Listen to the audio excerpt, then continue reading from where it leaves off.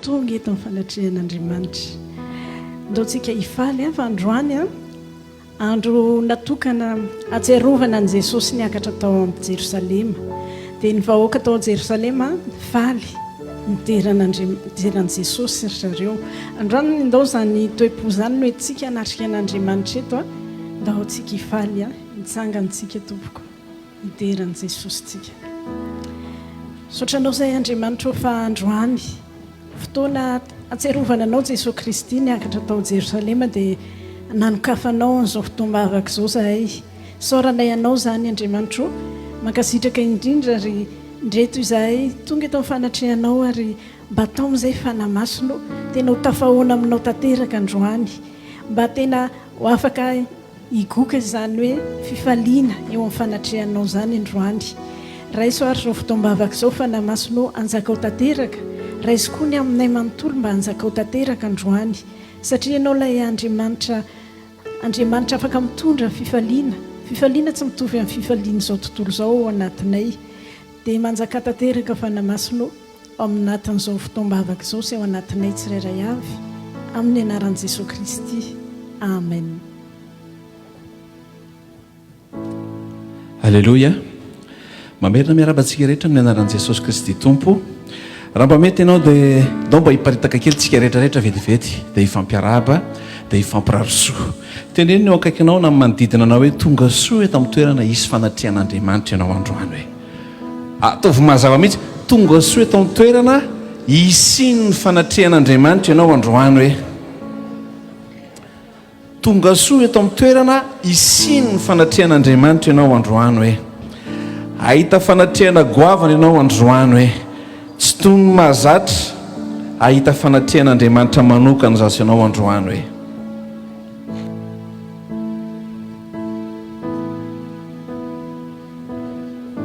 Halleluja.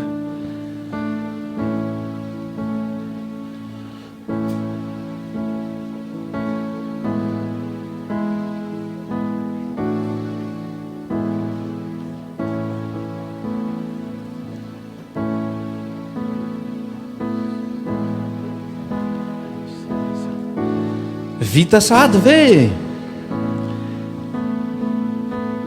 Ampaherezo tsara mihitsy izy. Halleluja. Halleluja. Hanomboantsika an'izao fotoana izao dia afaka manso toerana moramora ianao. Ten'Andriamanitra no vakiko anao hamaky ten'Andriamanitra anankiray tsika. Ao amin'ny boky Lisea 7:7-10 amin'ny anaran'i Jesosy. Ary noho izany dia ny tompo no hanome famantarana ho anareo. Indro hanananaka ny Virjina ka hiteraka zazalahy ary ny anarany ataony hoe Emmanuel. Hamaky teny ihany koa tsika ao amin'ny bokin'ny Lioka, ao amin'ny bokin'ny Matteo azafady 1:9. Matteo 1:9 hovakitsika manomboka amin'ny 9:1-20. Ka hiteraka zazalahy izy ary ny anarany ataonao hoe Jesosy.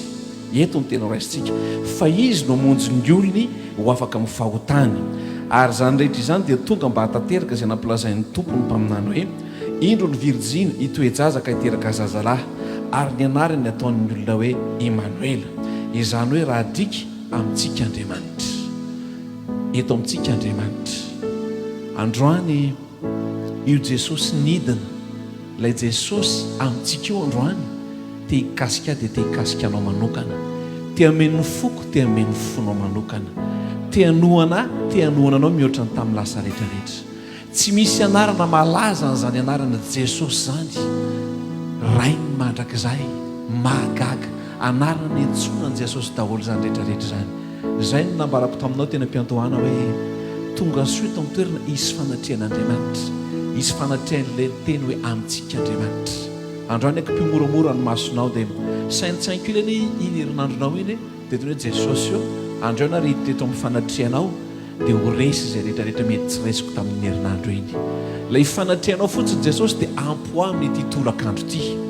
Tsy ilay mety vesatra, samy manana ny fomba natongavana teto tsika rehetrarehetra, samy nanana ny endrika natongavana teto tsika rehetrarehetra. Fa androany anteam-pitovy fomba fijery tsika rehetrarehetra amin'ity tolakandro teto Jesosy io te hatsapanao manokana ny fiainako androany, te iona aminao manokana indray ny momba rehetrarehetra androany mba tiana dino izay mety nampifaly aho tamin'ny herinandro a mety nampitanondrika mety nampalahelo mety nampitomany mihitsy azy fa androany andehantsika rehetrarehetra eo amin'ilay fanatrehan'ilay Andriamanitra mahagaga androany andehantsika hitondra ny fiainantsika rehetrarehetra Jesosy eo misaotra anao antondra androany eto amin'ny fanatrehanao Andriamanitra ny zavatra fantatro Jesosy eo raha metinao mifanatrehanao a dia tsy hoe handalo fotsiny ianao fa androany Jesosy eo mba tena tiako mba hitoetra tanteraka amin'ny fiainako ianao. Halleluja. Dia androany amin'izao fotoana izao amin'izao segondro izao na ho antsika izay toka mivantana eto na ho anao izay mety manaraka amin'ny live direct ninona mety endrika fiainana ny lalovako ninona mety endrika fiainana ny lalovanao dia androany tadidio fa eto amintsika Andriamanitra ary tiana mafy an'izany amin'ny fiainako sy amin'ny fiainanao izy amin'ity tolakandro ity tia mangy manokana ny fiainako sy ny fiainanao Jesosy amin'ity tolakandro ity tsy misy anarana lehibe noho izany satria ozy ny teny Andriamanitra ozy ny raha izay ny an-danitra hoe azy ny fanjakany efa nomena an Jesosy ny fahefany hatrany an-danitra ka hatretỳ tany dia androany miandry sy miandry anao izy raha vonona zasy anao anome fahefana feniny amin'ny fiainako sy ny amin'ny fiainanao dia androany izy te hikasika sy te hikasika anao ianao mihitsy no hivavaka amin'izao fotoana izao Jesosy eo hoento miditra amin'ny fanatrehanao Jesosy eo reo endrika fiainana mety tsy resiko rehetrarehetra androany eto amin'ny fanatrehanao ianao ampandresy ahako an'izany Jesosy eo.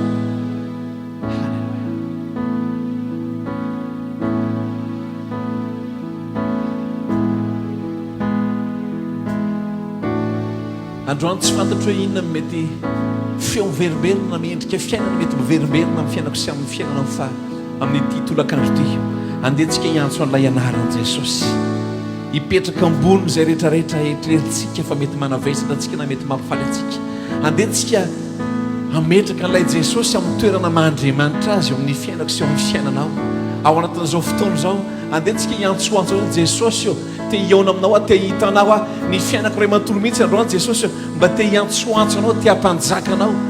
Halleluja. Te androany teneny mihitsy hoe Jesosy eo teneny fotsiny hoe Jesosy eo mba tovy tafahoana aminao androany mba tovy tafahoana amin'ny raha androany hoento atompo hoento mifanatrehanao ny amiko rehetrarehetra amin'ity tolakandro ity Jesosy ahy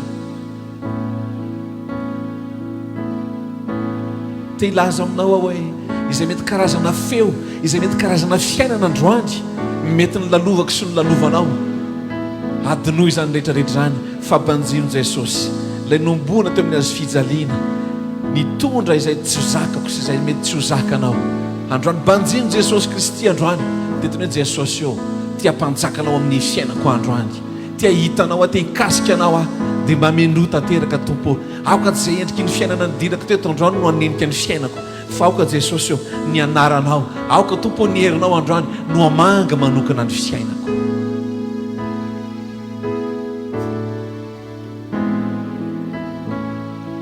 Ndraindray eo apotsitsofitsika eo misy karazana feo te hibitsika amintsika te handresy lahatra antsika fa androany teny mihitsy hoe Jesosy eo tsy manokana ny fiainako androany aoka tsy zavatra hafa mihitsy androany anakatsakana ny fiainako sy ny fiainanao amin'Andriamanitra fa teny mihitsy hoe tompo Jesosy eo te hiaona tanteraka aminao a dia misy andrata feno eto ianao Jesosy ahy fenoy ianao zao fiangonana zao fenoy ianao zao fiainako zao fenoy ianao ny amiko rehetrarehetra Jesosy eo.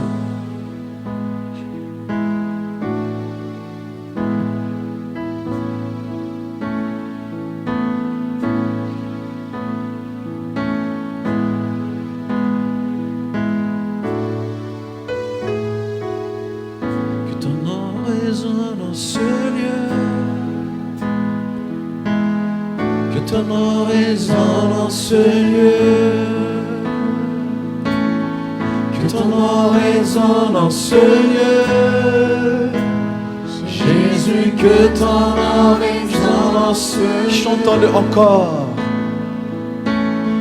Que ton oraison dans ce lieu. Que ton oraison dans ce lieu. Que ton oraison dans ce lieu.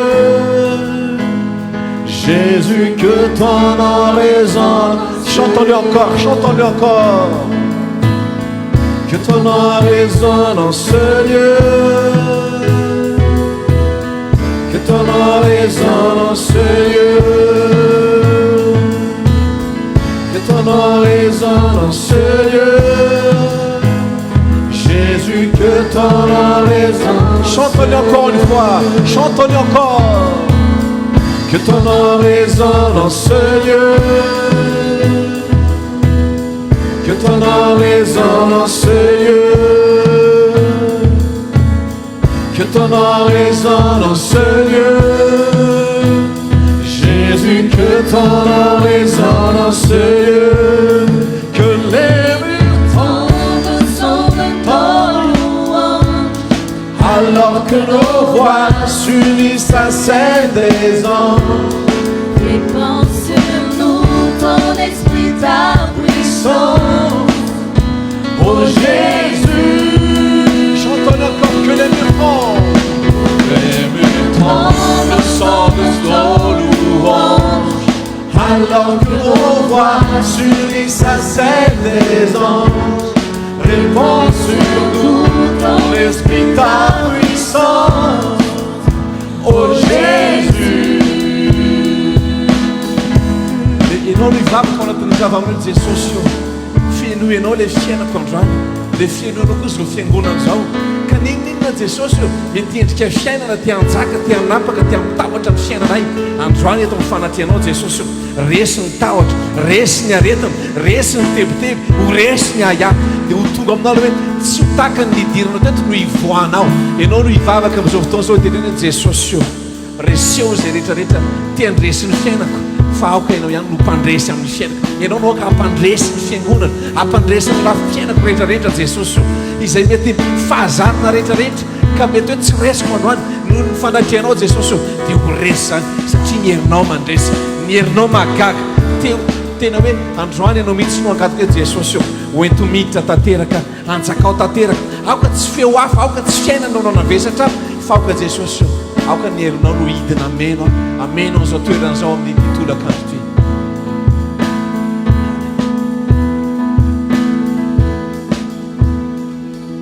Ianao mihitsy no hivavaka amin'izao fotoana izao. Dia tenenao Jesosy io. Te hiaona aminao hoento miditra amin'ny fanatrehanao mety misy rera-dreraka amintsika, mety misy anatina tsy fahasalamana amintsika, mety misy karazana fiainana mety hoe tena matsemboka antsika, mety mampitahotra antsika. Fa androany tena hoe Jesosy io. Aoka ny anaranao hampandresy aoka ny herin'izany anarana Jesosy Kristy zany hampandresy anangana, anoana Jesosy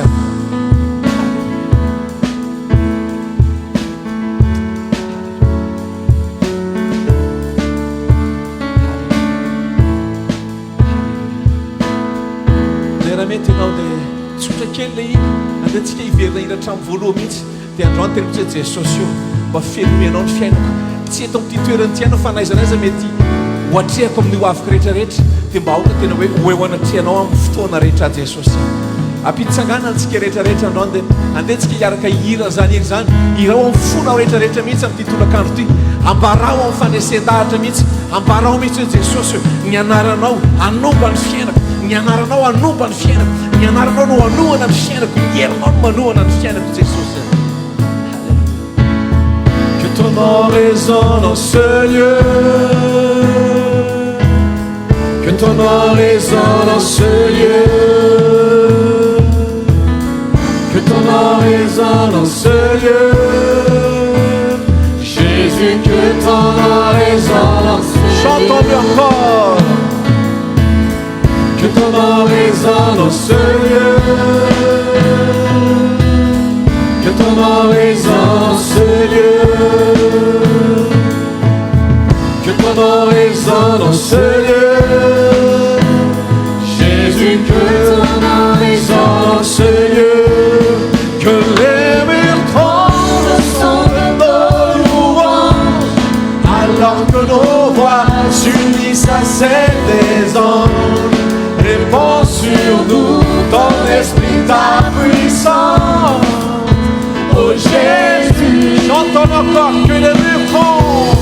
que les murs tremblent au son de nos louanges, alors que nos voix s'unissent à celles des anges.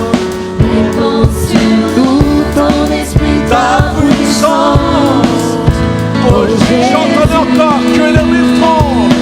Quand les murs tremblent, ils tremblent au son de nos louanges. Alors que nos voix s'unissent à celles des anges. Répand sur nous ton esprit, ta puissance. Oh Jésus, la joie, Jésus, nous chantons ton nom, Seigneur. En ce lieu, oui, nous t'invoquons ton nom. En ce lieu, oui, nous te proclamons roi. En ce lieu, tu es Seigneur des Seigneurs. En ce lieu, Jésus, nous chantons ton nom. En ce lieu, oui, nous invoquons ton nom. En ce lieu, oui, nous te proclamons roi. En ce lieu, tu es Seigneur des Seigneurs. Que les murs tremblent sont de nos louanges. Alors que nos voix s'unissent à celles des anges. Répand sur nous ton esprit, ta puissance. Oh Jésus,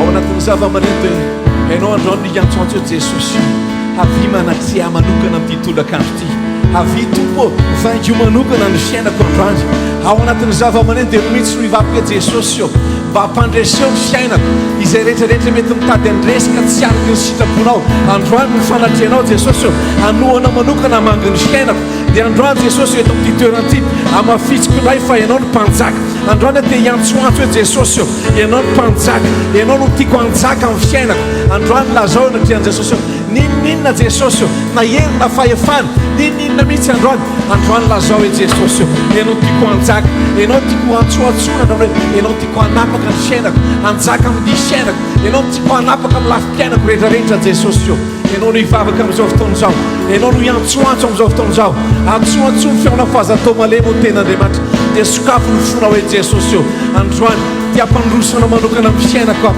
tena tiam-pandrosanao amin'ny fahasalamako aho hidiro an-tsehatra ny fianarako ny fiainako ny asa mandrarahako ny tokantranoko Jesosy eo androany Jesosy eo manamafy an'izany eto anatrianao tompo halleloia ianao mihitsy no hivavaka amin'izao fotoana izao ianao no hivavaka hidera mpitendry ao anatin'ny zava-manenteny zany sasanao hivavaka hiantsoantso Jesosy eo ny ampirehetra miondrika ao anatrian'ny fahalebiazana ny anaranao amafitsiko fa ianao le mpanjaka ny mpanjaka ianao no iorenany finoko Jesosy eo aminao dia aminao reny Jesosy lazao androany tenena androany ampanekeo amin'ny Jesosy misetrika fiainana mety hoe varavarana mikatona foana fa androany teneny Jesosy eo no mieriny anaranao misokatra zay varavarana mitady ikatona rehetrarehetra no ny amin'ny herinao resy zay rehetrarehetra mety tsy resiko tamin'ny fiainana no mieriny anarany Jesosy zay antsoantsotsika eto androany tafatsangana ny fiainanao tafatsangana ny fiainako sy ny fiainanao ny fiainam-panahiko sy ny fiainam-panahanao androany teneny hoe Jesosy no ny herinao dia irehetra tsy misy toy izany ho tafatsangana ro lasa lavitra indray ny fiainam-panahy halleloia hivavaka ianao mihitsy no hiantsoantso amin'izao fotoana izao Jesosy eto amin'ny fanatrianao hiainako ny fanatrianao tena tiako hiainana ankoatra lavitra no ny hatramin'izay ny fanatrianao mity fotoana ity Jesosy dia ino ny amiko rehetra misy tompo mba tiako tafahoana aminao mba tiako tafahoana aminao ny amiko mba tsy tiako fahazana sy hoe lahady dia andeha hivavaka fa androany tenitra Jesosy eo androany mba hitiny amiko rehetrarehetra mba ataovy tafahoana tanteraka aminao Jesosy ataovy tafahoana tanteraka aminao a Jesosy eto mifanatrianao aoka tsy ny olana tsy ny aretina tsy ny zavatra mampitoloko tsy ny zavatra mampisetra no anaraka intsony fa tena Jesosy eo aoka ny herinao no anaraka aoka ny herinao no anohana aoka ny herinao anasitrana aoka ny herinao no anafaka Jesosy amin'ity tolakandro ity dia antsotsoy androany lazao mihitsy androany Jesosy eo androany eto mifanatrianao Jesosy eto mifanatrianao mandray ny herinao raisiko ny herinao Jesosy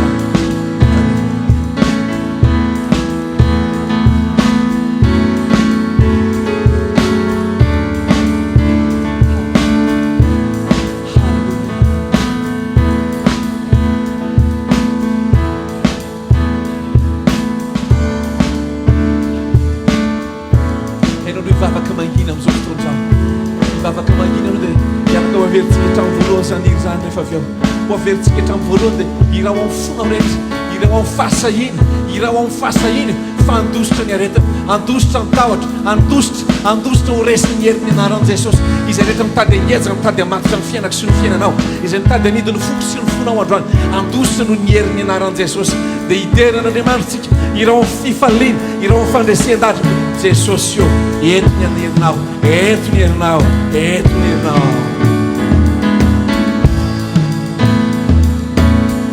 Ton nom résonne en ce lieu, que ton nom résonne en ce lieu, que ton nom résonne en ce lieu, Jésus, que ton nom résonne en ce lieu, Que ton nom résonne, que ton nom résonne en ce lieu, que ton nom résonne en ce lieu.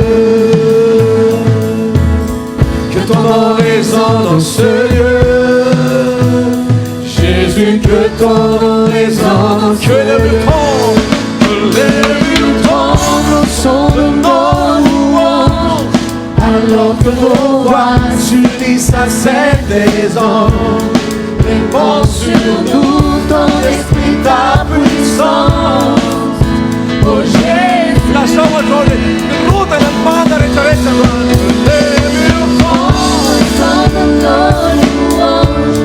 alors que nos voix s'unissent à celles des anges, répands sur nous ton esprit, ta puissance.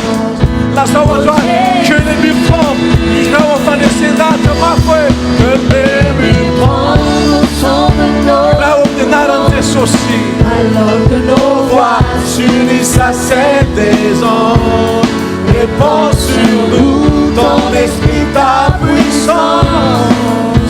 Oh Jésus, Jésus nous chantons, Jésus, nous chantons ton nom en ce lieu, oui nous invoquons ton nom, en ce lieu, oui nous te proclamons roi, en ce lieu, tu es Seigneur des seigneurs, en ce chantons le lieu, corps, Jésus nous chantons ton nom, en ce lieu, oui nous invoquons ton nom, en ce lieu, oui nous te proclamons roi, en ce lieu.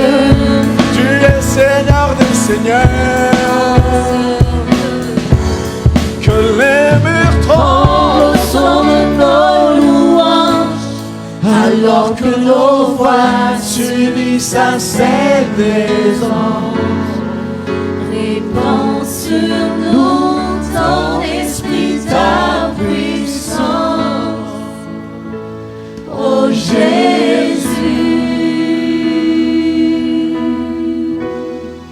Que Les murs tremblent au son de nos louanges, alors que nos voix s'unissent à celles des anges. répands sur nous ton esprit, ta puissance,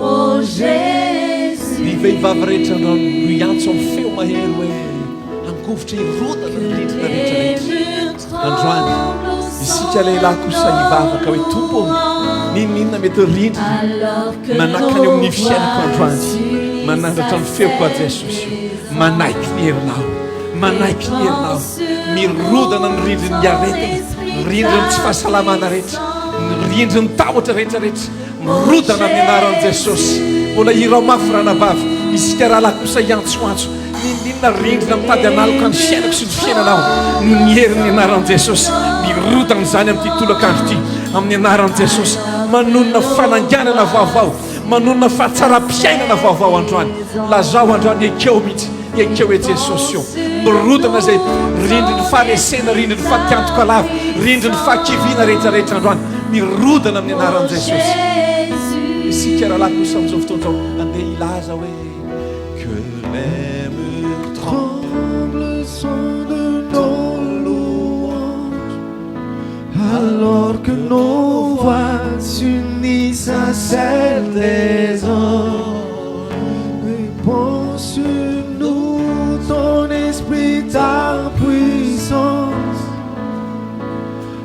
Jésus. Que les murs tremblent au son de nos louanges, alors que nos voix s'unissent à celles des anges. Répand sur nous son esprit, ta puissance, ô Jésus.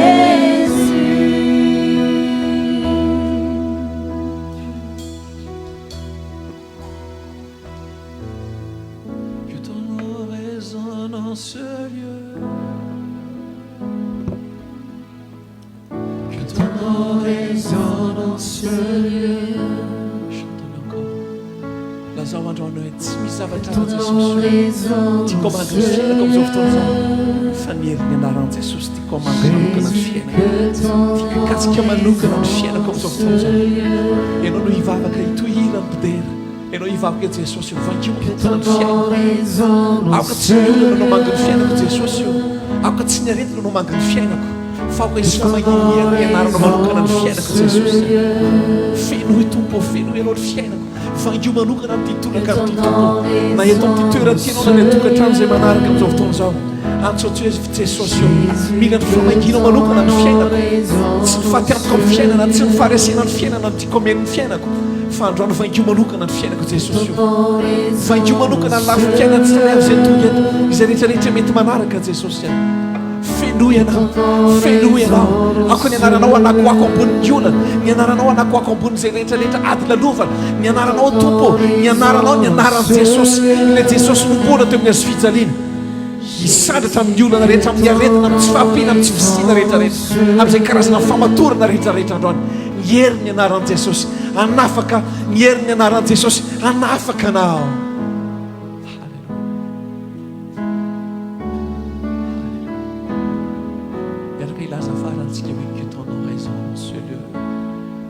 Que ton nom résonne en ce lieu, que ton nom résonne, que ton nom résonne en ce lieu, que ton nom résonne en ce lieu, Jésus, que ton nom résonne en ce lieu.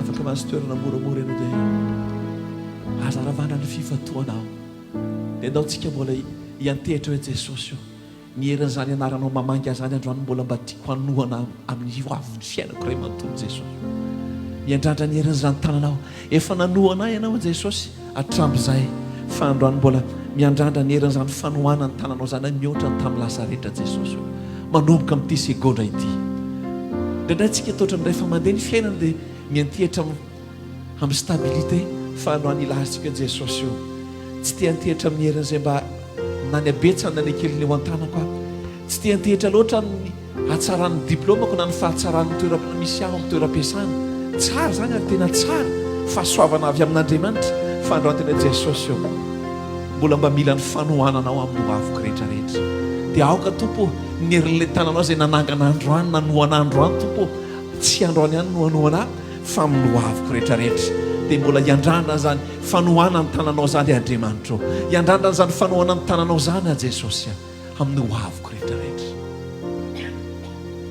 dia ilaza ianao hoe Jesosy io mba tiako mba tsy ny olana intsony no anaraka ny fiainako fa ny herin'ny anaran'i Jesosy mba tsy tiako ny herin'ny tahotra intsony no anaraka ny fiainako fa ny herin'ny anaran'i Jesosy dia ilazantsika rehetrarehetra hoe tompo mitany anao no mbola mba tiako omba amin'ny hoaviko rehetra na manao ahoana mety endriky ny hoavy na manao ahoana mety fiatraika ny zavatra mbola hoatrehako amin'ny hoavy androany Jesosy io tianana assurance mety hitolaka andro ty hoe ny herin'ny tananao mbola tiako hanomba Jesosy aho na inona ho azoko na inona mety mbola tsy ho azoko na inona mety efa mandeha na inona mbola mety tsy mandeha Jesosy io mila ny herin'ny fanohana ny tananao a Jesosy aho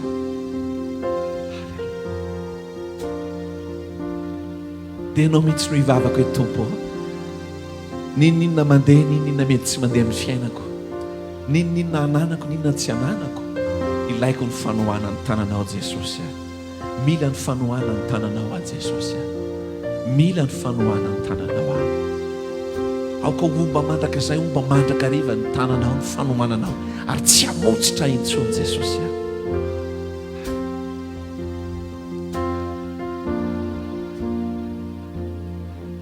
ny tanana no momba zao malala fatsy aianao ny fiainako navotanao zao malala fatsy aianao lazao androany hoe ny tananao ny tananao no momba zao malala fatsy aianao ny fiainako navotanao zao malala fatsy aianao mety anjera miavo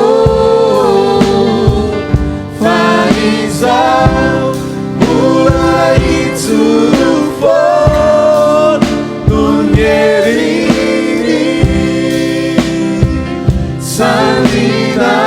sandrinao zao malala fatsy aianao ilasika hoe fiadanam-po no atsoamiko zao malala fatsy aianao meu eloko navelanao zao malala fatsy lazao fary androany fiadanam-po Jesosy no atsoamiko fiadanam-po no atsoamiko zao malala fatsy aianao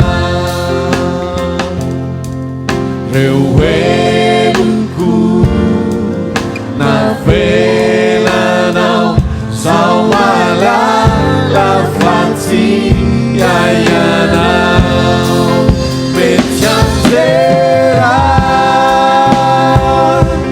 miavo fa izao mbola itsoro foana no ny herini sandrinao zao malala fatsy aianao no herini sandrinao zao malala fatsy aianao no ny herini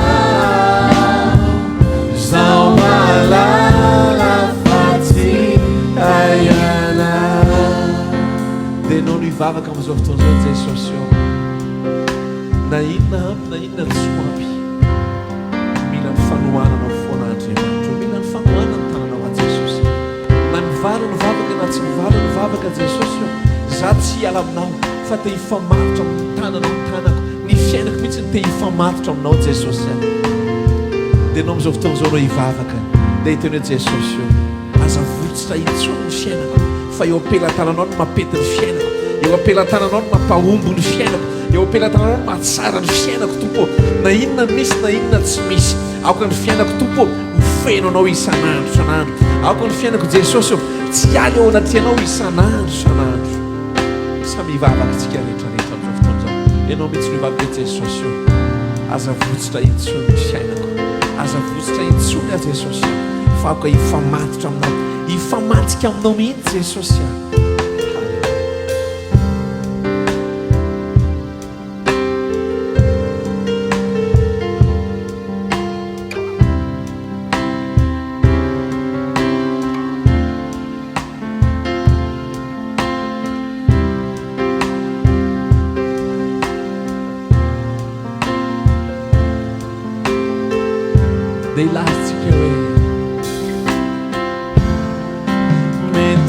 anjera nyavo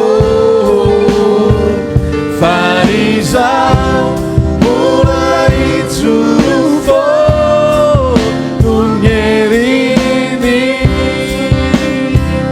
sandrinao zao malala faty lazao fary androany mety anjera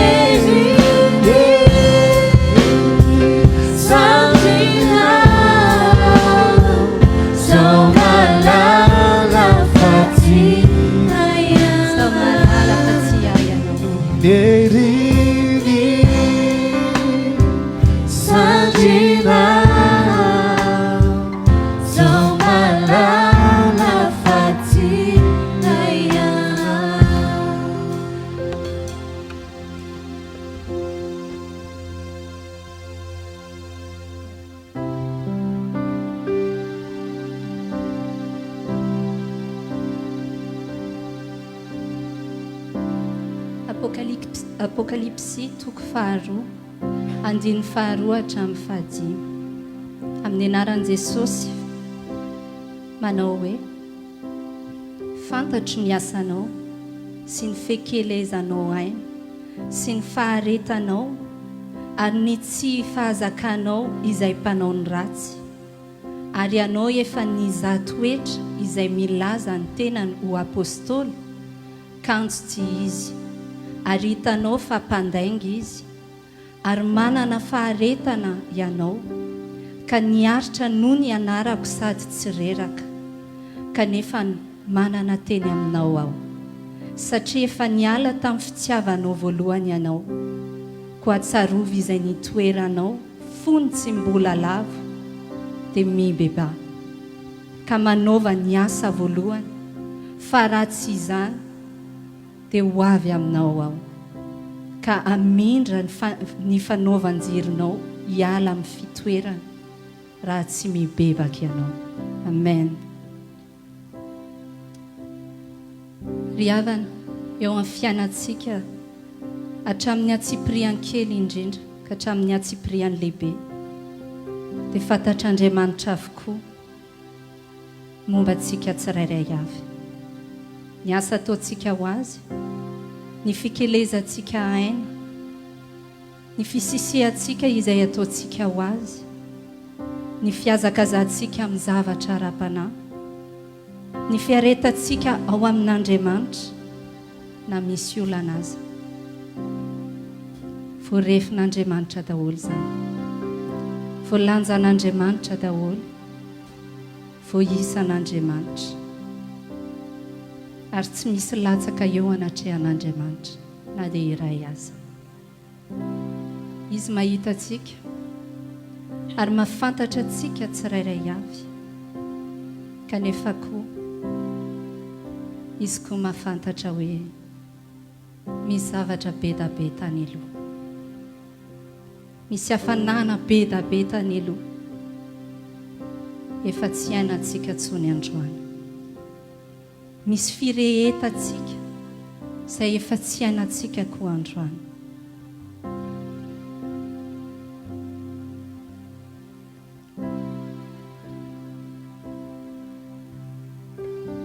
Misy hafanana be da be ihany koa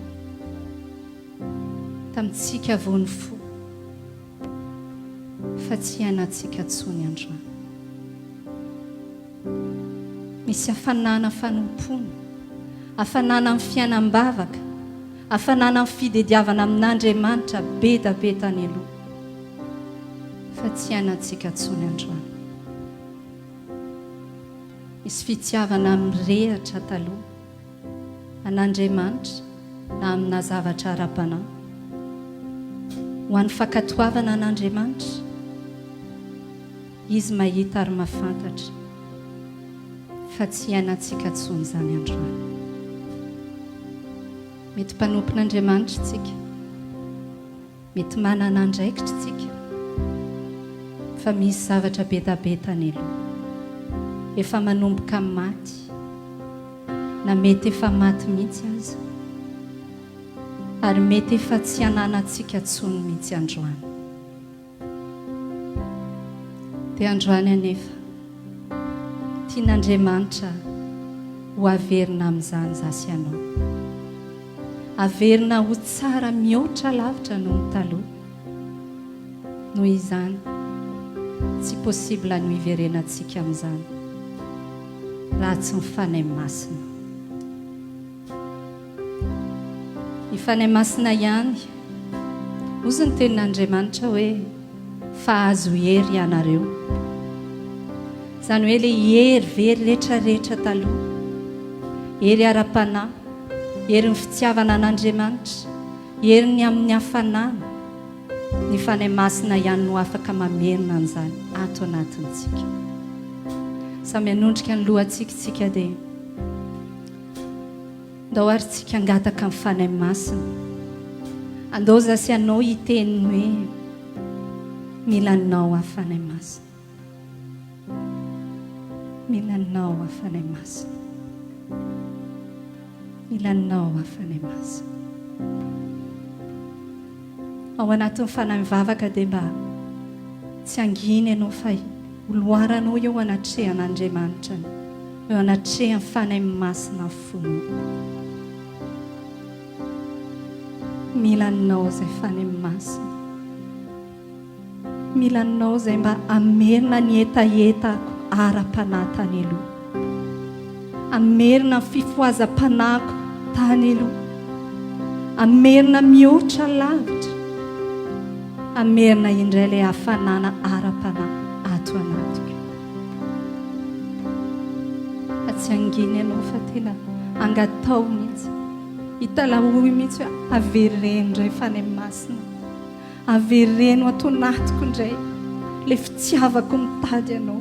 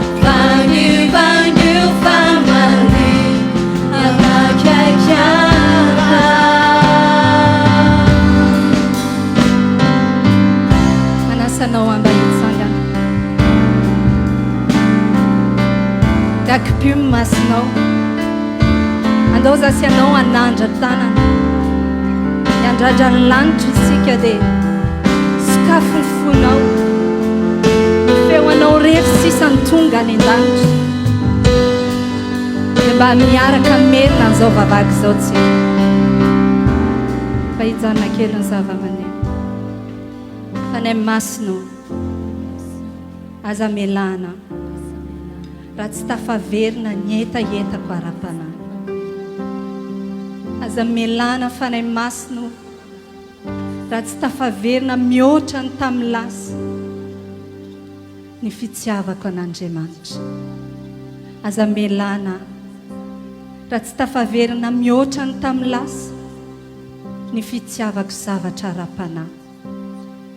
Aza melana raha tsy tafaverina mihoatra noho ny tamin'ny lasa ny fitiavako manompo an'Andriamanitra. Aza melana raha tsy tafaverina mihoatra noho ny tamin'ny lasa ny fitiavako makatoa an'Andriamanitra. Aza melana raha tsy tafaverina mihoatra noho ny tamin'ny lasa ny fitiavako mifamatotra aminao fanahy masina. Amen.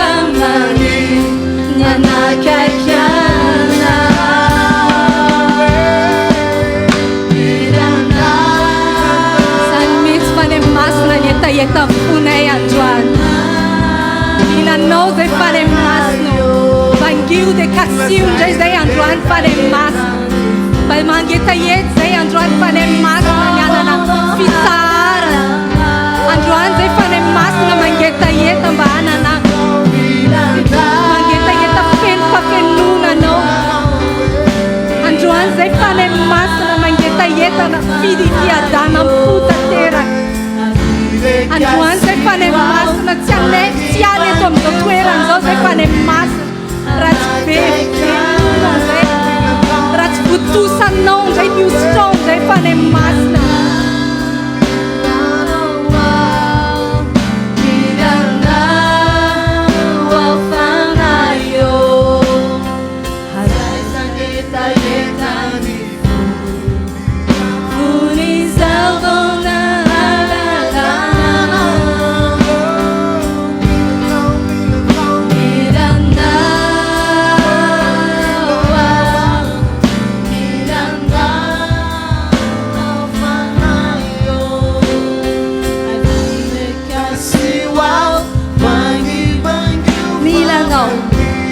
Suantan zakenao e milanao afanahy masina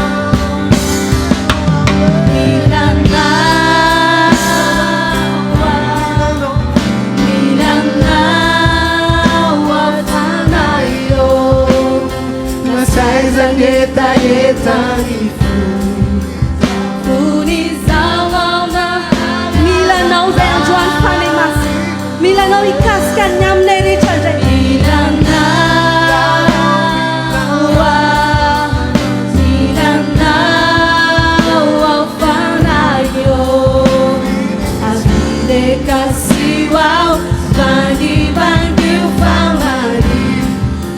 anaty feokira amin'izao fotoan'izao tenenao mifanahy masina zay mba etaetanao hoe te andray kasika manokana indray ianao amin'izao fotoan'izao lay etaeta tany anatintsika tsirairay avy no tena hitena androany hoe vangio androany fanahy masina lay etaeta fitiavana zavatra ara-panahy tsy anatiko lay etaetako amin'ny fanarahana aminao vangio androany fanahy masina no mbola samy toy amin'izao fotoan'izao angataka n'izany kasiky ny fanahy masina zany atsitsio fanahy masina vangio zany etaetako zany androany le etaeta fifandraisana amin'Andriamanitra le etaeta ferahana amin'Andriamanitra vangio androany fanahy masina mihoatra lavitra noho ny hatramin'izay hitondra ikasika indray zay tsirairay avy reto androany araka ny nambarany mpanompon'Andriamanitra teo hoe tsy tahaka ny idiranay eto ny voanay satria eto ny kasika ao androany fanahy masina eto ny kasika ao fanahy masina mangy ny tsirairay avy eto ny kasika ao androany fanahy masina anova indray ny fomba ferahanay amin'Andriamanitra tonga soeto ianao fanahy masina tena mila anao zay fanahy masina mila anao ny fiainanay tsaram-pananay avindray androany milanao milanao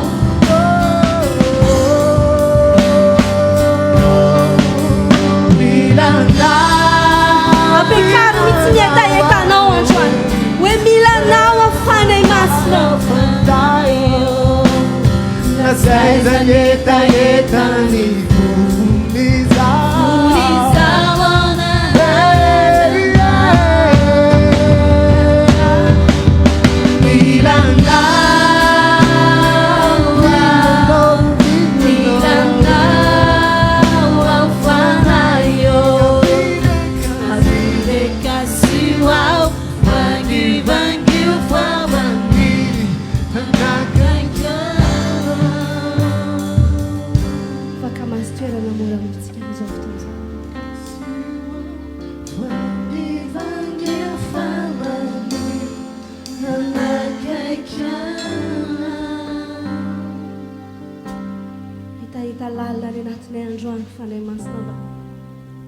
famanginao manokana eto amin'ity toerana ity zay efa famanginao natsotsonay hatramin'ny voalohany hatramin'izao fanohizany zao dia tianay mba tena isikasika ao manokana indray eto androany fanay masina le etaeta zavatra ara-panahy anatinay ka sy indray androany fanay masina le etaeta tsy miankoha ka ty anatinay vangio indray androany fanay masina vangio indray androany Andriamanitra satria dia anatitra fiankohofana zay dia anatitra fiankohofana tsara indrindra zay zany mba etaetanay androany ambonin'ny etaeta mety valim-bavaka ambonin'ny etaeta fitahiana ambonin'ny etaeta fanasitranana ambonin'ny etaeta fahagagana tena manana etaeta te hiankohaka aminao zay androany Andriamanitra misy etaeta te hanindraindranao aty anatinay androany satria ianao le Andriamanitra mendrika ny fiankohofana ianao le Andriamanitra mendrika ny fiandrianana rehetra ianao le Andriamanitra ny fiandohana ianao le Andriamanitra ny fiafarana ianao le Andriamanitra andolian'ny lohalika rehetra zany Andriamanitra zany tianay ho ahindraindra eto amin'ity toerana ity androany sy te hanindraindra zavatra hafa zay fa hanindraindra ny anaranao re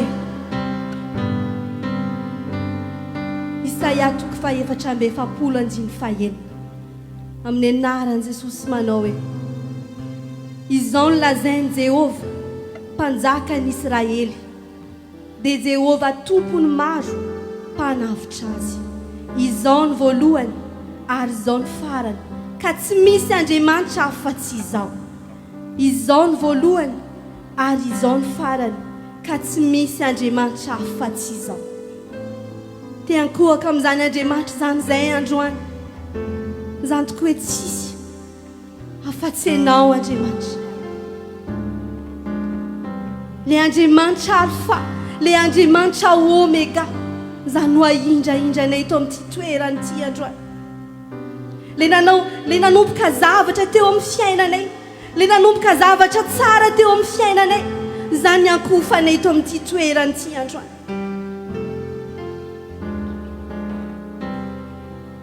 no mba nindraindra ho anaty amin'izao fotoana izao ianao no alfa sy omega ianao no alfa sy omega ny ankofanay mendrika ny fidela ianao no alfa sy omega ianao no alfa sy omega ny ankofanay mendrika da ho amerimerina ihany zasy ianao hoe ianao le Andriamanitra ny fiandohana sy ny fiafarana ianao no alfa sy omega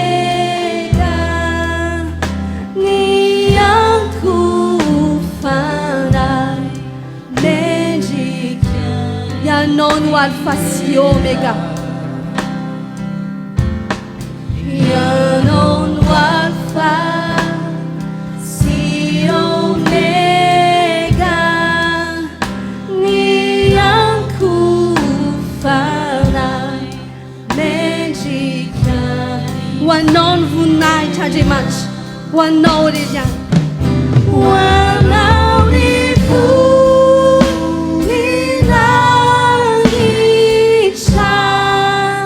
ny ankofanay mendrikany. Atero an'Andriamanitra amin'izao fotoana izao ny voninahitra. Ianao ilay Andriamanitra ny andony zavatra rehetra.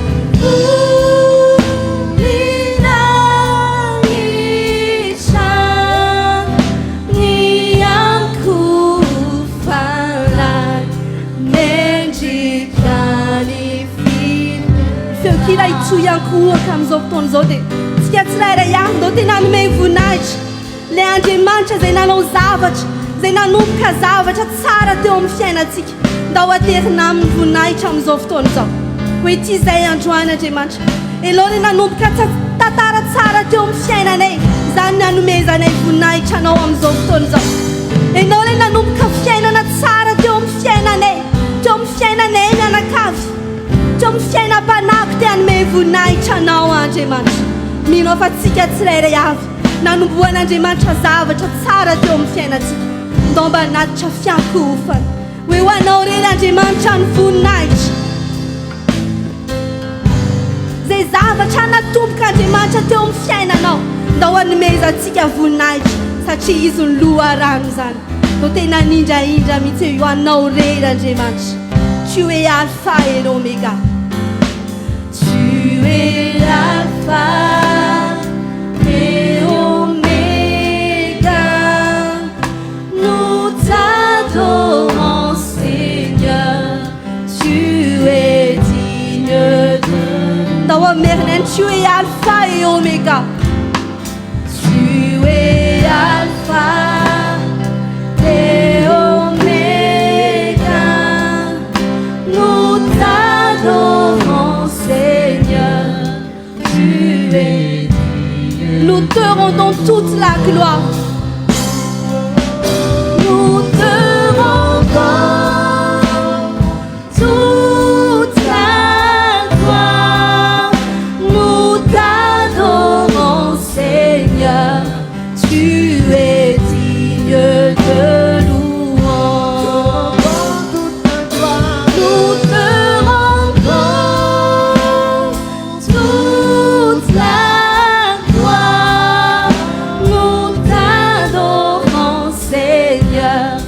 Tu es digne de louange. Ito iankohaka ihany zasenao amin'izao fotoana izao satria izy ilay Andriamanitra oméga.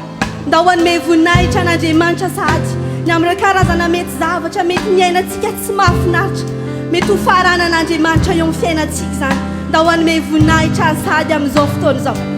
Mety misy karazana aretina mety faniainantsika antaonany maro satria izy ilay Andriamanitra oméga, ilay Andriamanitra afaka mamarana ireo karazana aretina eo amin'ny fiainantsika. Ndao hanome voninahitra ny anarany sady amin'izao fotoana izao. Misy karazana ady, misy karazana olana mety efa tianao hifarana efatriny. Ndao hanome voninahitra iankohaka sady ao anatrehany zany Andriamanitra oméga zany amin'izao fotoana izao. Ndao mba samy hanome voninahitra ny anarany satria ianao ilay Andriamanitra ny fiandohana, ianao ilay Andriamanitra ny fiafarana, ianao ilay Andriamanitra zany no hanindraindray ny eto amin'ity toerany ity androany. Raisoanao ny voninahitra Andriamanitra. Ndao ilaza farany hoe tu es l'alpha et oméga. Tu es l'alpha. Ataovy eo amin'ny fona rehetra mihitsy. Ndao hanindraindra an'izany Andriamanitra zany satria mendrika azy loatra zany. Teneno hoe mendrika anao Andriamanitra. Tu es alpha et oméga. Tu es alpha et oméga. Nous t'adorons Seigneur. Tu es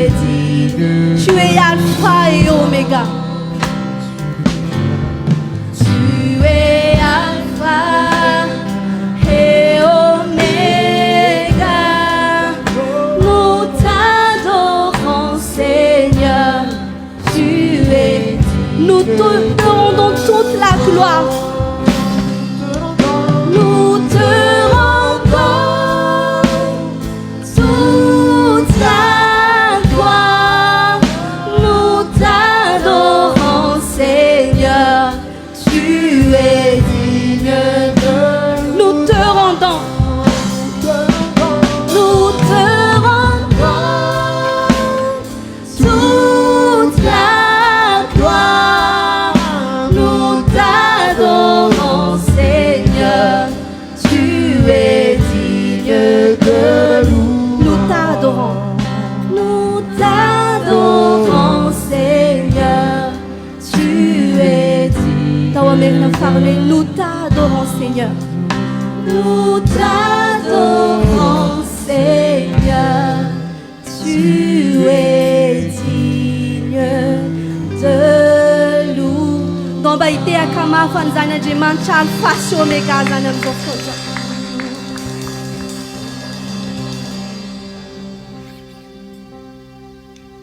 Tian me vunai chanao zayajimach. Tian me vunai chaninarano. Satria ianao ilay Andriamanitra lehibe eo amin'ny fiainanay. Ianao ilay Andriamanitra tompony rehetra eo amin'ny fiainanay. Izany mba hitondranay fiankohofana amin'izao fotoana izao. Tantara voalohany toko 7:21. Ny anaran'i Jesosy manao hoe anao Jehova ho ny fahalebiazana sy ny hery sy ny voninahitra sy ny famirapiratana ary ny fiandrianana. Dia izay rehetra ny an-danitra sy ety an-tany, anao ny fanjakana ary anao ny fisandrantana ho lohany ambonin'izy rehetra. Fiankohofana riavana dia tadio fa ny faneketsika fa n'Andriamanitra ny hery sy ny fahefana rehetra. Ndao amin'izao fotoana izao mba anaiky eo amin'ny vavantsika fa tsy an'Andriamanitra irery ny hery sy ny fahefana. Do tena hiteny mihitsy amin'izao fotoana izao hoe tonga eto izay androany Andriamanitra miankohaka aminao ilay Andriamanitra tompony fahefana rehetra, ilay Andriamanitra tompony hery rehetra. Izany ny ahatongavanay eto androany. Inona karazana mety fahefana hainao nataon'Andriamanitra nda ho anome fiankohofana amin'izao fotoana izao. Fahefan'Andriamanitra ve ny mahay manasitrana? Ndao hiteny hoe miankohaka aminao ilay Andriamanitra mpanasitrana izay. Fahefan'Andriamanitra ve ny manao fahagagana? Andao hiteny hoe miankohaka aminao ilay Andriamanitra mpanao fahagagana. Fahefan'Andriamanitra no manangana. Ndao hiteny hoe miankohaka aminao ilay Andriamanitra mpanangana, miankohaka aminao ilay Andriamanitra mpanafaka, miankohaka aminao ilay Andriamanitra mpanova fiainana, miankohaka aminao ilay Andriamanitra mpanokatra ranomasina. Izay fantatrao rehetra amin'izao fotoana izao hoeto miankohaka eo anatrehana-Andriamanitra. Teneno hoe miankohaka eo anatrehanao ilay Andriamanitra mpitondra fiadanana, miankohaka aminao ilay Andriamanitra mpamaolana. Izay zavatra rehetra mba andraindrainao manokana amin'Andriamanitra tonohony amin'izao fotoana izao. Fa na dia amin'ny lalany izay fiankofanao eto fotsiny ary dia afaka hanova zavatra Andriamanitra, afaka hanao zavatra Andriamanitra. Raha fanasitranana no ilainao androany teneno hoe miankohaka aminao ilay Andriamanitra mpanasitrana. Raha vahaolana ny ahatongavanao eto androany teneno hoe miankohaka aminao ilay Andriamanitra mpanome vahaolana. Satria izy ny tompony hery rehetra, izy ny tompony fahefana rehetra.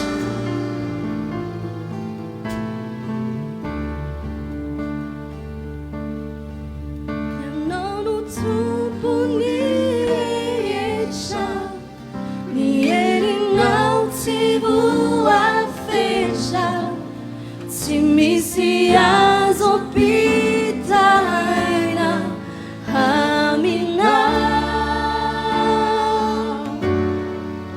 Ianao no tompo sy mpanjaka, ny fanjakanao tsy morava.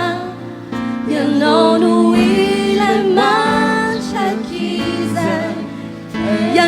tompony rehetra ianao no tompony rehetra ny herinao tsy voafetra teneny mihitsy hoe tsy misy azo ampitahaina aminao Andriamanitra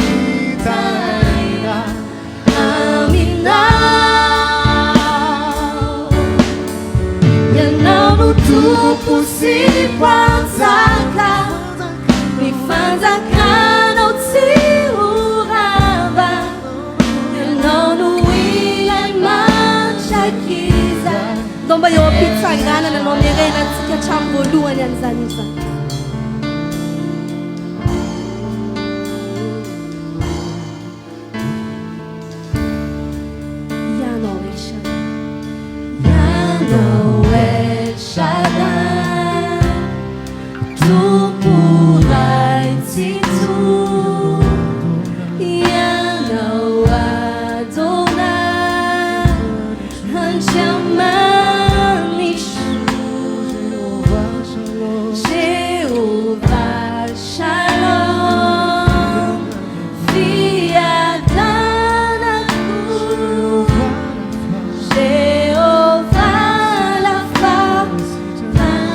Vaventsika ihany hoe ianao El Shaddai ianao tonono mihitsy amin'izao fotoana izao ianao ilay Andriamanitra ray tsy toa ianao ilay Adonai ilay Andriamanitra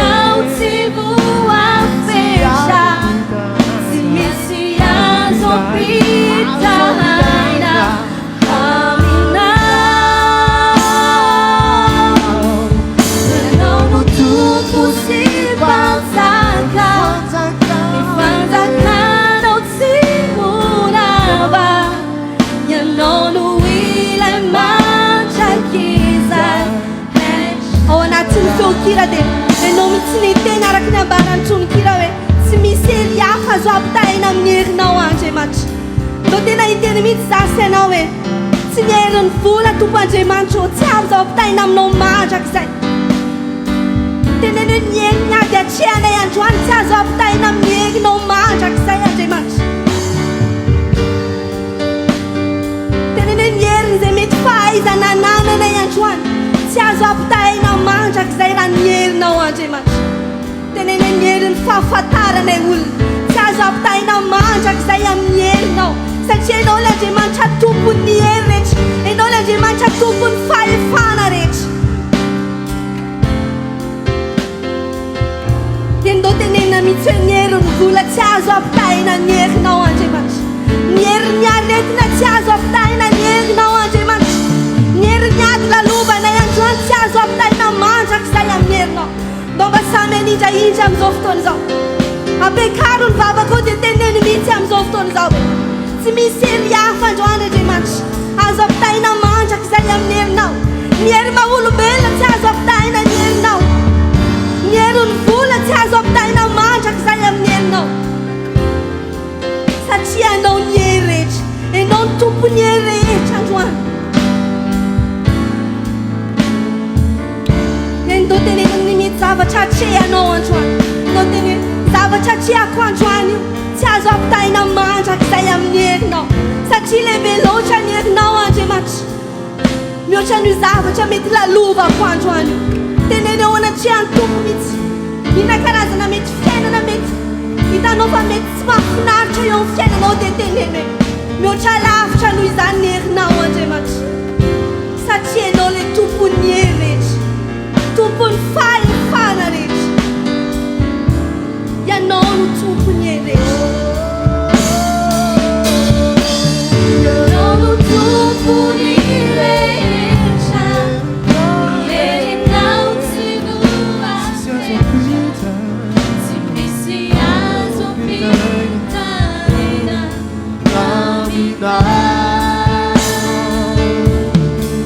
ianao no tompo sy mpanjaka fanjakanao tsy ianao no ilay mandraky izay El Shaddai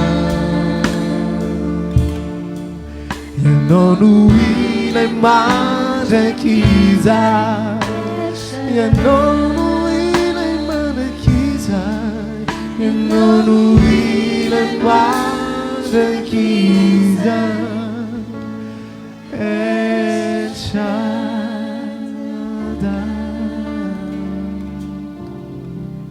Andriamanitra tsy tompony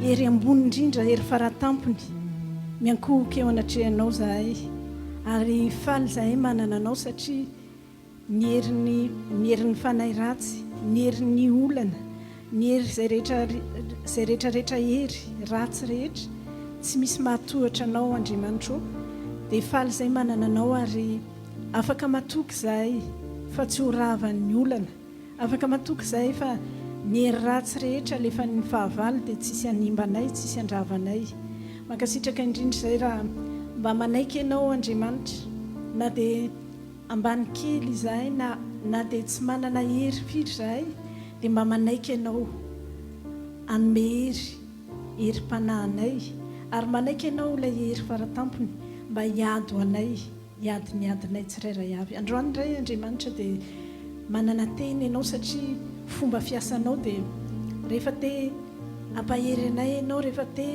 ampandeha anay lavitra ianao na amin'ny ara-panana amin'ny ara-piainana dia mandefa ny teninao ianao mankasitraka izay Andriamanitra ny amin'ny teny izay alefanao indray omenao anay indray androany mba handehananay mitoy manaraka anao ary ahatongavanay hatramin'ny farany satria ianao ilay omega dia Andriamanitra te hitondra anay hatramin'ny farany ary te hanjaka aminay hatramin'ny farany raiso ary nitoeranao fanamasinao amin'ny fizarana ny teninao raiso nitoeranao amin'ny fandraisanay ny teninao hotahinana izany ho voninahitra ao Andriamanitra raisy zanaka ary fanay masina ary ho fitahina ny fiangonanao amin'ny anaran'i Jesosy amen afaka mipetraka tsika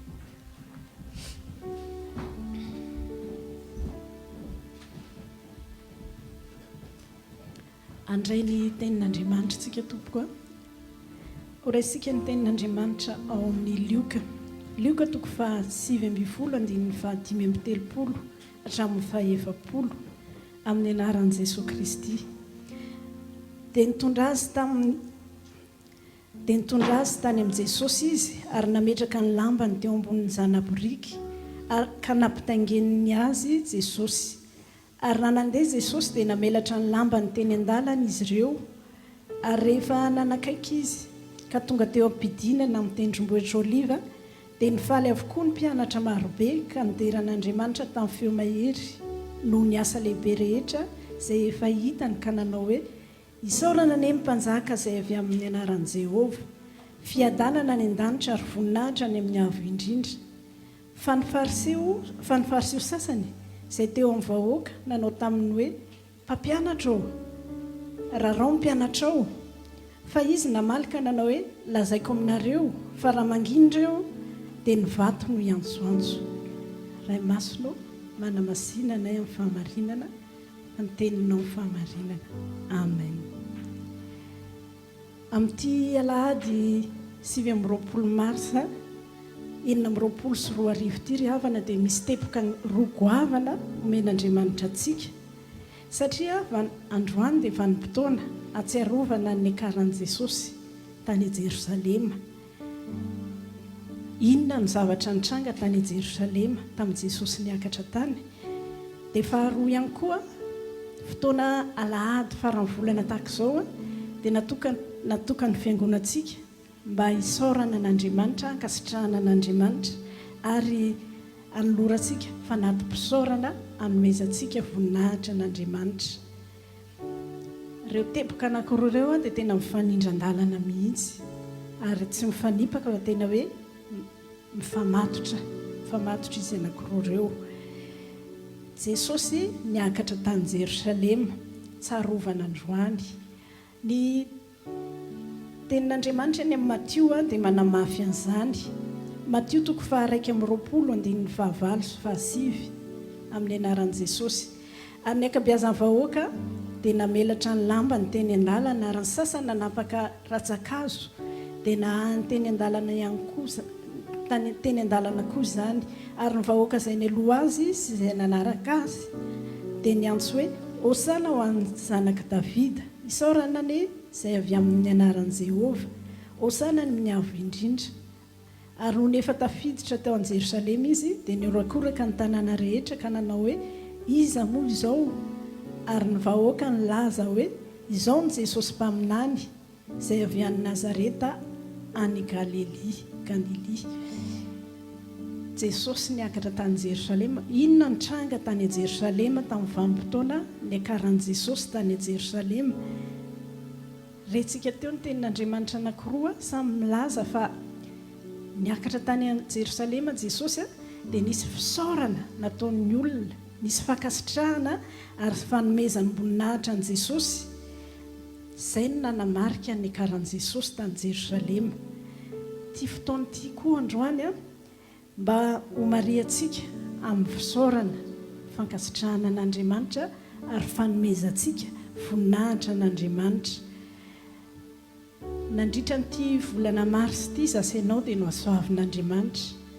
Mino fa raha tonga eto sika androany fa nasoavan'Andriamanitra io, fa tsy tonga foana tsika hoe afaka naketo na dia nanam-pikasana. Za zao dia faly mihitsy androany hoe tonga Noël, tena fahasoavana be zany Noël hoentin'Andriamanitra eto amin'ny fanatrehany. Ndaontsika androany hisaotra manokana, hankasitraka n'Andriamanitra manokana ary hanome voninahitra azy tamin'izay rehetrarehetra nataony tamiko sy taminao. Tsy tamin'ity volana Mars ity ihany fa tamin'ny lasa rehetra. Hoy ny Salamo 50:17 amin'ny anaran'i Jesosy hoe izay manatitra fanatim-pisaorana manome voninahitra. Fisaorana sy fankasitrahana zany dia fanomezantsika voninahitra n'Andriamanitra. Raha tsy olona ty andro androany ity tsy mety mihitsy raha tsy hisaotra sy hankasitraka ary hanome voninahitra n'Andriamanitra zasainao.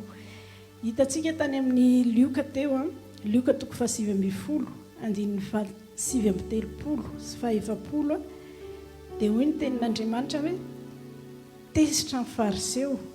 Dia niteneniny Jesosy hoe raha rao mpianatrao aza vela miantsoantso, aza vela mankalaza anao zany zareo, fa raha rao izy ireo.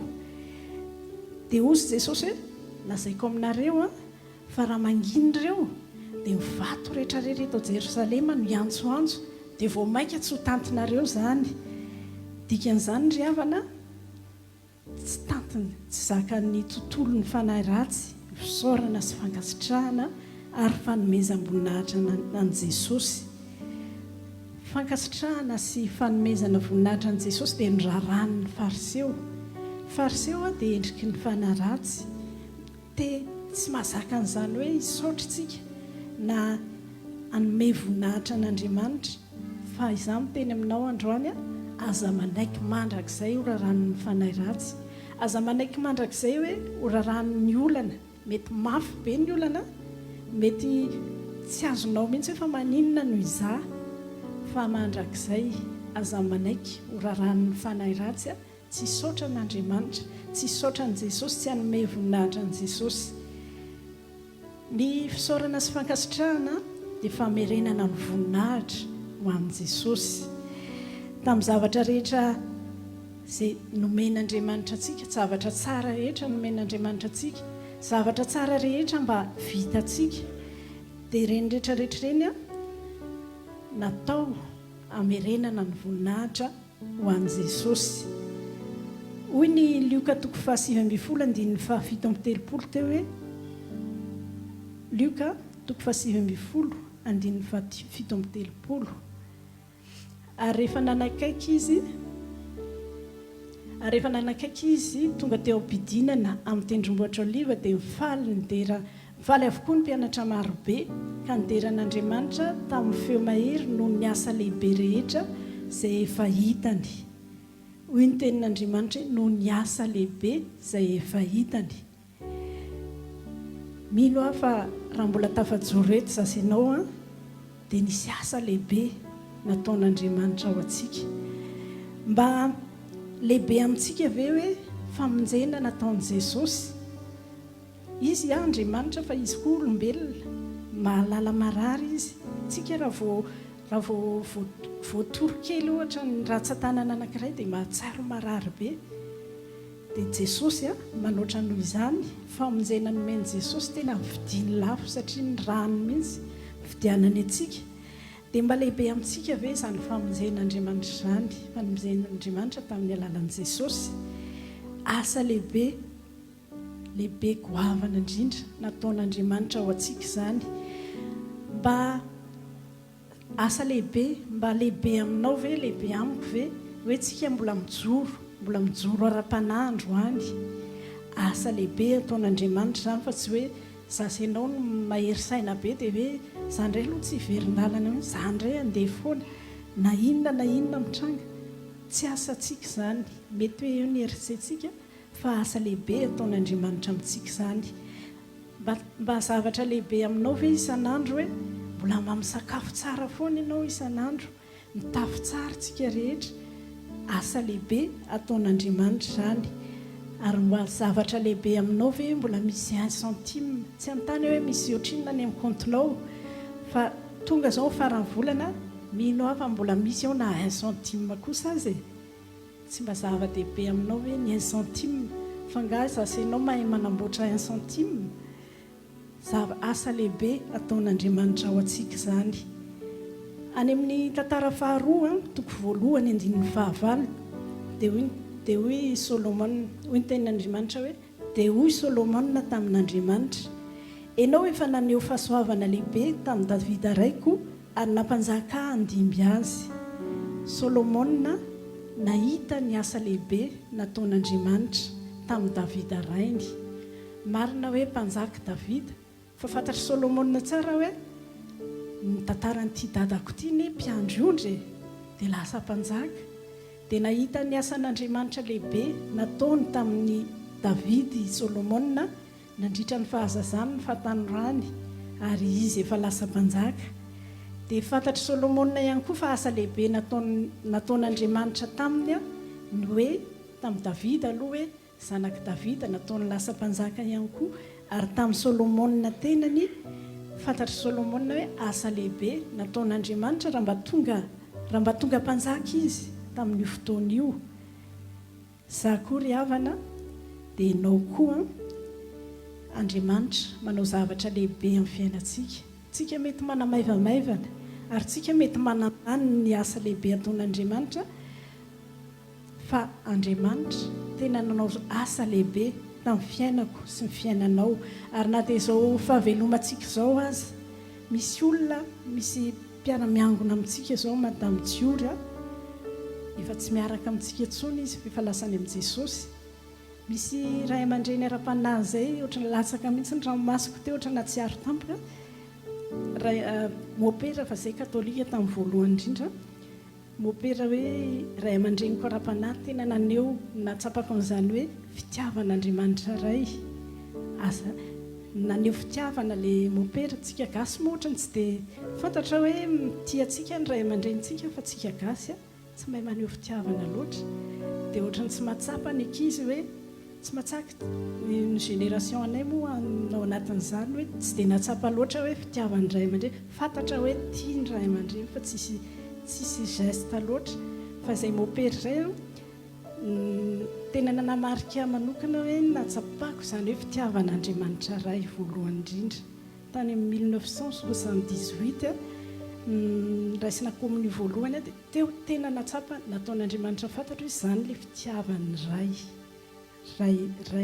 any an-danitra fa nasehoany tamin'ny alalan'le mopera dia matomaly moa izy izany rehetrarehetra izany ohatra ny hoe santionany a fa asa lehibe ataon'andriamanitra amintsika raha mba misy zavatra ara-panahy izy ataon'andriamanitra tsy zavatra maivana izany fa zavatra lehibe fitiavan'andriamanitra antsika asa lehibe ataon'andriamanitra amintsika dia ndao tsy hamavanina izany a fa na ohatran'ny Solomontsika hoe hisaotra ankasitraka hanome voninahitr'andriamanitra ny amin'ny fitiavany ndao tsika hisaotra sy hanome voninahitra an' Jesosy androany fahatsiarovana manokana fa tena ho ataontsika fomba fiainantsika izany a amin'ny androm-piainantsika rehetra tamin'ny andron' Jesosy a tany a Jerosalema dia namelatra lamba hoy ny tenin'andriamanitra teo hoe namelatra lamba ny olona nalainy ny lambany a dia mivelariny andehanan'i Jesosy nanofahofa sampandrofia ny olona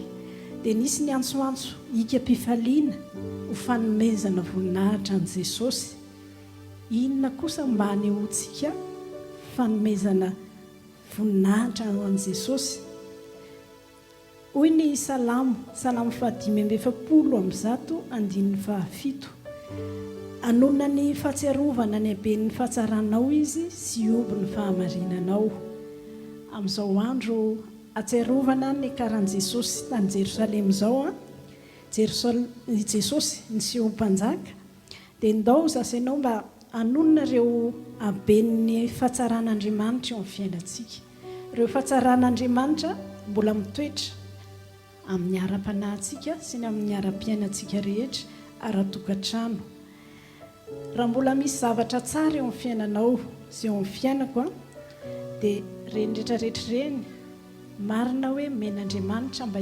hiadanantsika fa ny tsirairay amin'ireny zavatra tsara men'andriamanitra sy nataon'andriamanitra ireny a dia natao hisaorana ankasitrahana ary hanomezana voninahitra an'andriamanitra satria ny hoe manome voninahitra an'andriamanitra dia zasainao mihitsy hoe tanisitsika hoe Jesosy eo izao zavatra tsara ananako izao afaka tany sainao izay zavatra tsara anananao a dia hanomezako voninahitra anao izao Jesosy izay rehetrarehetra tsara zavatra tsara omen'andriamanitra antsika dia hanomezana voninahitra azy dia vavaka afaka ataontsika isan'andro hoe misaotra Jesosy eo mbola atsaranao fahatsaranao amin'ny fiainako afaka tanysainao na ny hoe ny vavantsika afaka miteny misy ny mbola manana vava fa tsy afaka miteny tsy fantatra hoe inona ny antony fa dia lasa tsy afaka miteny ho azy eo fa isan'andro zasainao na ny vavantsika mbola afaka miteny azy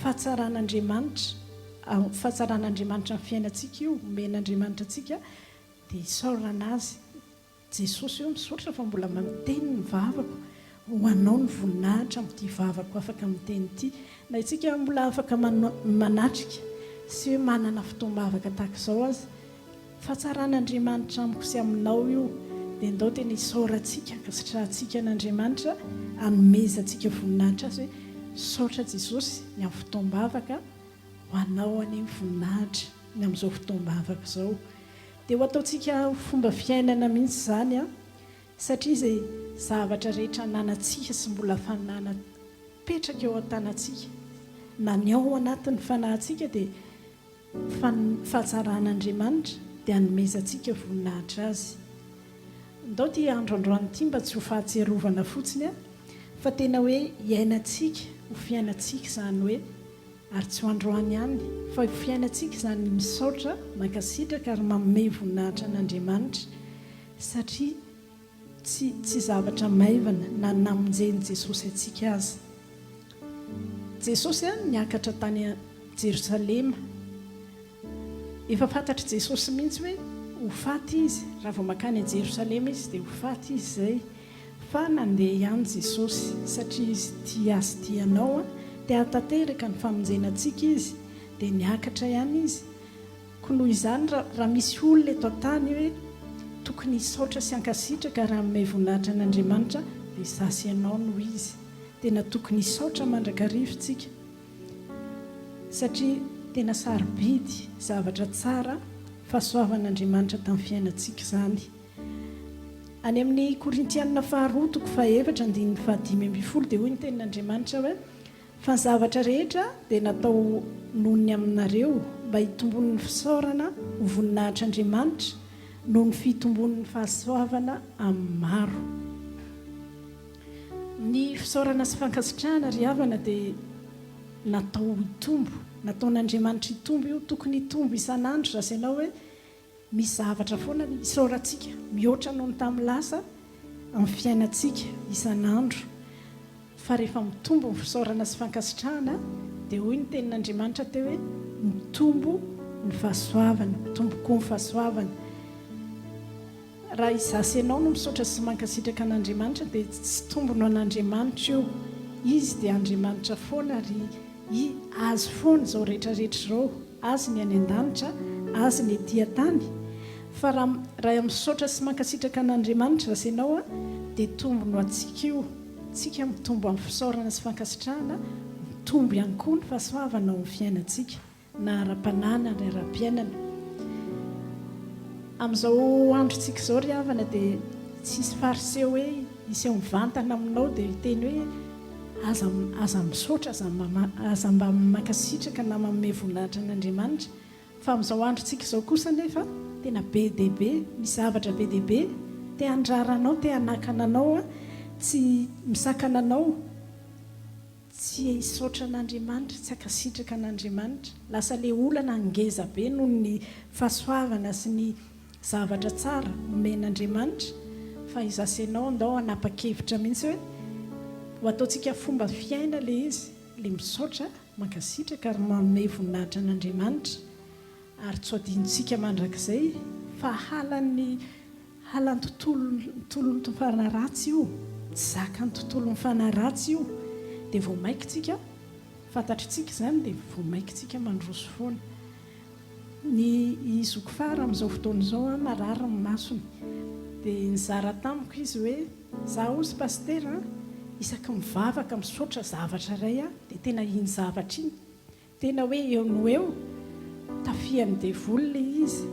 Tany ampiasana ozy izy dia nisy artikla izay nivakiako milaza hoe ny ao anatin'ny kibon'ny olombelona izao natao artikla tsotra moa ilay izy hoe zao avy ny ao anatiny io.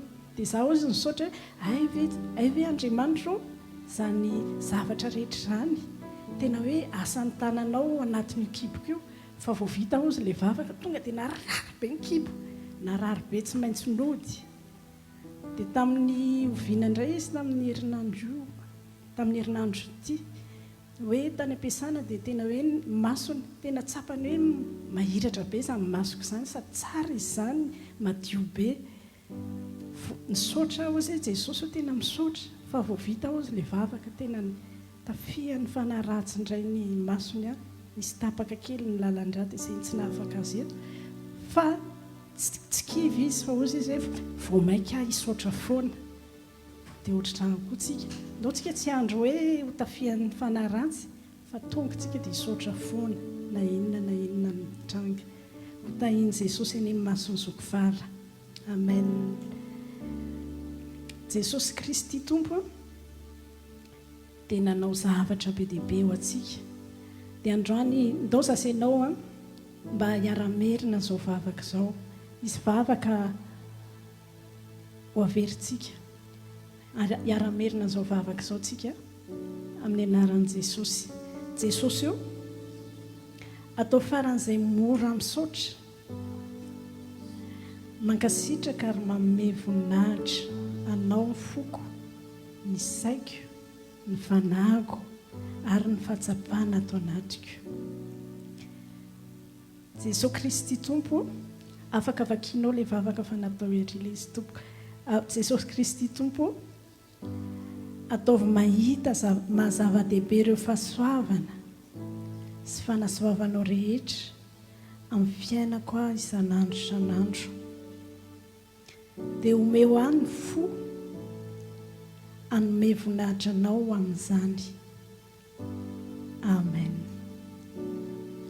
Ho fiainantsika manomboka androany a tena isaotra ankasitraka raha may voninahitra an'Andriamanitra. Andrianany koa tsika dia isaotra sy ankasitraka anome voninahitra ny fanahy masina, satria ny fanahy masina no Andriamanitra miasa ao anatintsika, miasa amin'ny fiainantsika. Isaotra azy tsika ny amin'ny asa rehetra nataony. Hoy ny tenin'Andriamanitra ny amin'ny Deutéronomie 3:7-20. Jehovah Tompo, ianao vao naneho tamin'ny mpanomponao ny fahalehibiazanao sy ny tananao mahery. Fa aiza no misy Andriamanitra na any an-danitra na aty an-tany izay mahay manao araka ny asanao sy ny herinao? Asan'ny fanahy masina ry havana, misy asan'ny fanahy masina be dehibe tao anatintsika sy amin'ny fiainantsika. Hatramin'izay niainantsika tena vao tao an-kibo a dia ny fanahy masina namolavolatsika tao. Fanahy masina tao an-kibon-drenitsika. Fanahy masina ilay tanan'Andriamanitra namolavolatsika tao an-kibon-drenitsika, ary ny fanahy masina no mitazona atsika. Tanan'Andriamanitra mihazona atsika. Dia ny herin'ny fanahy masina ihany koa niasa tamin'ny fiainantsika, na itsika hoe mbola afaka mijoro ara-panahy, mbola tafajoro ara-panahy, asan'ny fanahy masina io. Fanahy masina mampahery atsika. Na iza tsy maintsy misy olana lalovana ety an-tany, mety hoe misy efa afaka ny olana, misy ao anelanelana olana roa, fa ny fanahy masina mampahery atsika ao anatin'ny olana. Fanahy masina manohana atsika. Mety misy olona ampiasain'Andriamanitra manohana atsika, manodidina atsika, fa ny fanahy masina no miasa ao anatin'ireny olona ireny a. Fanahy masina no miasa manohana atsika. Dia isaotra ankasitraka ary amin'ny voninahitra ny fanahy masina koa tsika androany. Hoy ny Salamo 107:12 amin'ny anaran'i Jesosy hoe: eny isaina ny asanao rehetra ary hevitra nataonao. Vavaka nataon'i Davida zany. Tena zava-dehibe tamin'i Davida, izany hoe isaintsaina ny asan'Andriamanitra, hevitra ny izay rehetrarehetra nataon'Andriamanitra, dia nisaotra an'Andriamanitra izy. Zasainao koa androany dia ndao mba isaina ny asa rehetra, ny asa tsara rehetra nataon'ny fanahy masina tamintsika, dia amela azy tsika hoe mbola hiasa. Tsika misaotra azy ny amin'ny asany a, dia mamela azy anao asa vaovao, asa maro indray amin'ny fiainantsika. Dia isaotra koa tsika ny amin'ny herin'ny fanahy masina izay miasa tao anatintsika. Ndao ary mba manasanao hoe ikipikely tsika, anondrika ny lohantsika dia amerina izao vavaka izao. Sasainao amela ny fanahy masina, sady isaotra tsika no amela ny fanahy masina, ampidina ny hiasa ao anatintsika sy ampidina ny heriny amin'ny fiainantsika. Fanahy masina, misaotranao a ny amin'ny asanao rehetra nataonao tamin'ny fiainako, nataonao ny amin'ny fiainako manontolo, nanomboka za tao an-kibon-dreniko hatramin'ity andro androany ity. Androany fanahy masina, dia voaiko malalaka ao anao ny fiainako, mba hiasanao, ho tohizanao izay asa natombokao, ary ho tanterahanao izay asa rehetra efa natombokao tamin'ny fiainako. Androany koa fanahy masina, misaotranao a ny amin'ny herinao efa nampiasainao, noetsehinao tato anatiko tamin'ny fiainako. Androany koa fanahy masina, sokafako malalaka ao anao ny fiainako, mba ampidino herinao, anangana indray, ampahery indray, anohana indray, amin'ny anaran'i Jesosy. Amen.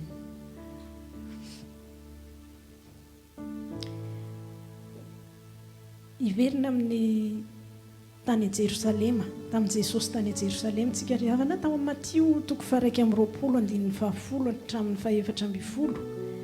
Dia manambara ny tenin'Andriamanitra fa Jesosy tsy niditra tao amin'ny tanànan Jerosalema ihany, tsy tao amin'ny vilina ihany izy, fa lasa izy niditra lanindalina kokoa dia hoy no Matio 7:20 andininy 12 hoe ary Jesosy niditra teo an-kianjan'ny tempolin'Andriamanitra dia nandroaka izay rehetra nivarotra sy nividy teo an-kianjan'ny tempoly ka nanjera ny latabatry ny mpanakalo vola sy ny fipetrahan'ny mpivarotra ny mivoromailala. Niditra tao an-tempoly Jesosy nanala ny zavatra ratsy rehetra tsy tokony hipetraka tao anatin'ny tempoly.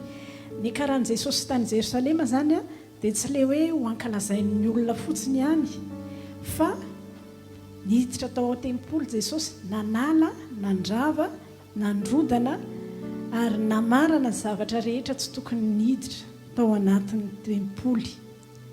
Gaga mihitsy Jesosy hoe ato anatin'ny tempoly misy mpivarotra voromailala, misy mivarotra voromailala dia misy manakalo devise.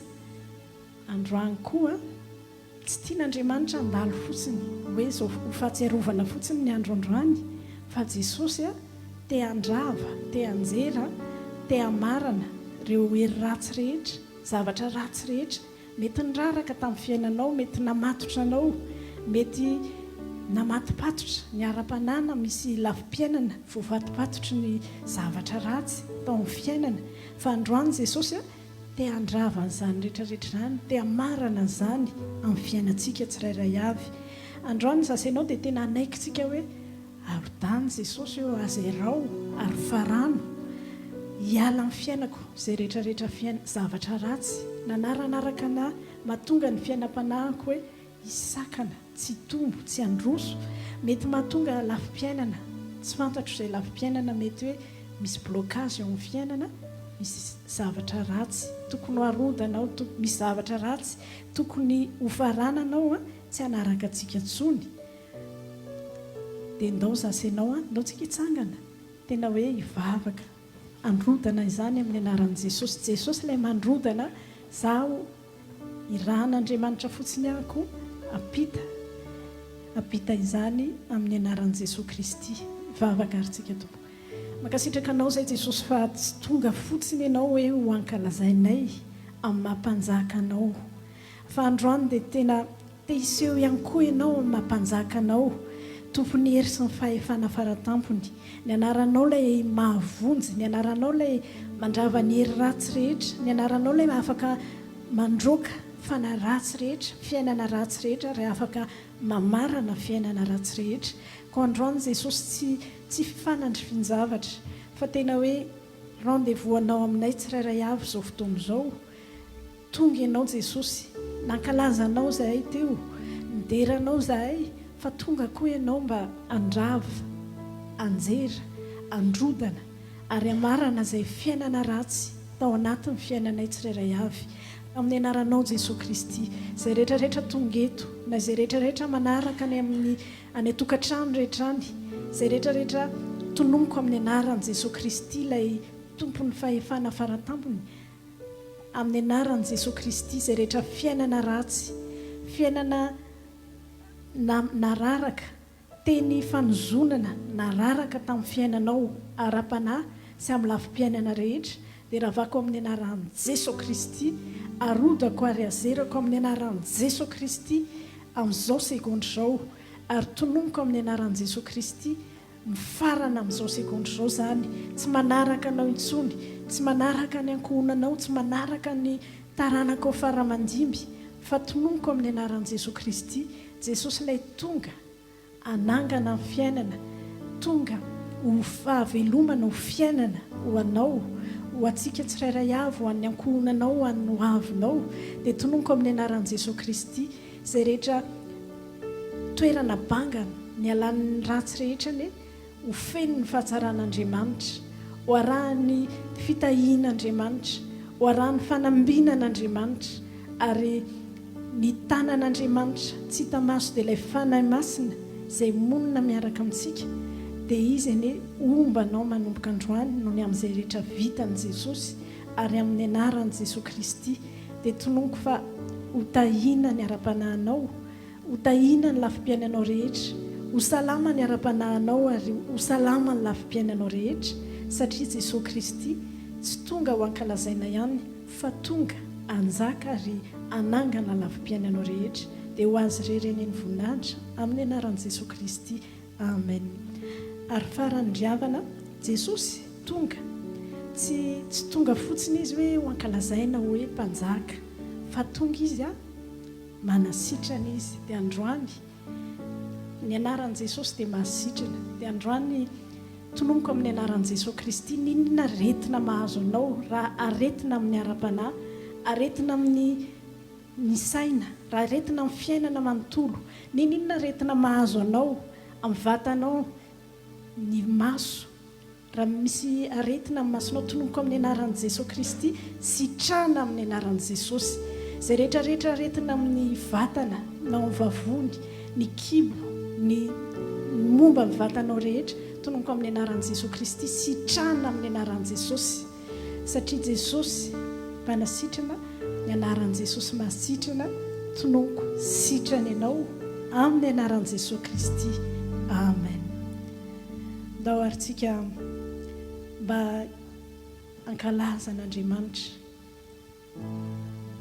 dia ankalazan' Jesosy tsika, ankalazany fanamasintsika, isaotra azy tsika ny amin'izay rehetra vitany tamintsika, na ny ara-panahy na ny ara-piainana. Indrele fitiavanao, fitiavanao, nomenao ai Tompo ny fiainanao. Indrele fitiavanao, fitiavanao, tsisy afaka mafahoana. Fitiavanao, indrele fitiavanao, fitiavanao, nomenao ai Tompo ny fiainanao. Indrele fitiavanao, fitiavanao, tsisy afaka mafahoana antsika ao, Tompo le fitiavanao. Saotranao mankasitrakanao ary manome voninahitra anao izay Andriamanitra, ny amin'ny fitiavanao anay. Totala amin'ny fiainanay dia fitiavanao Andriamanitra, ny fisianay dia fitiavanao. Izay rehetrarehetra niseho tamin'ny fiainanay, na ny tsara na ny ratsy, dia fitiavanao. Satria tao anatin'ireny rehetrarehetra ireny dia areny rehetrarehetra ireny dia nampiasainao ahasoanay, ary tao anatin'ireny rehetrarehetra ireny dia hitanay ny tananao Andriamanitra, ny ta na nampy na noana, dia misaotranao zahay androany ary Andriamanitra. Dia mba omeo anay fanamasono, toe-po, toe-tsaina, toe-panahy, fahatsapana ary fandresen-dahatra isan'andro, isan'ora, isa-minitra ary isa-tsekondra. Ay isaotra, ay ankasitraka ary hanome voninahitra anao mandrakariva. Dia raiso izay tsirairay avy, raiso fiainanay fanamasono, mba tena ho fisaorana, ho fankasitrahana ary ho fideranan'Andriamanitra ny fisianay eto an-tany, ny androm-piainanay manontolo, ny isa-tsekondranay, amin'ny anaran'i Jesosy Kristy. Amen. Indrele fitiavanao, fitiavanao, nomenao ai Tompo ny fiainanao. Indrele fitiavanao, indrele fitiavanao, fitiavanao, fitiavanao, oh, tsisy afaka mafahoana antsika ao, Tompo le fitiavanao. Afaka mahazo toerantsika rehetra Tompo.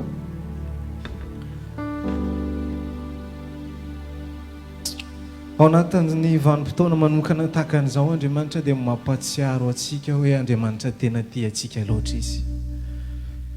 Ny tena fitiavana ara-baiboly ry havana dia ny definisiavan'Andriamanitra tamin'ny alalana fanomezana na fanatitra.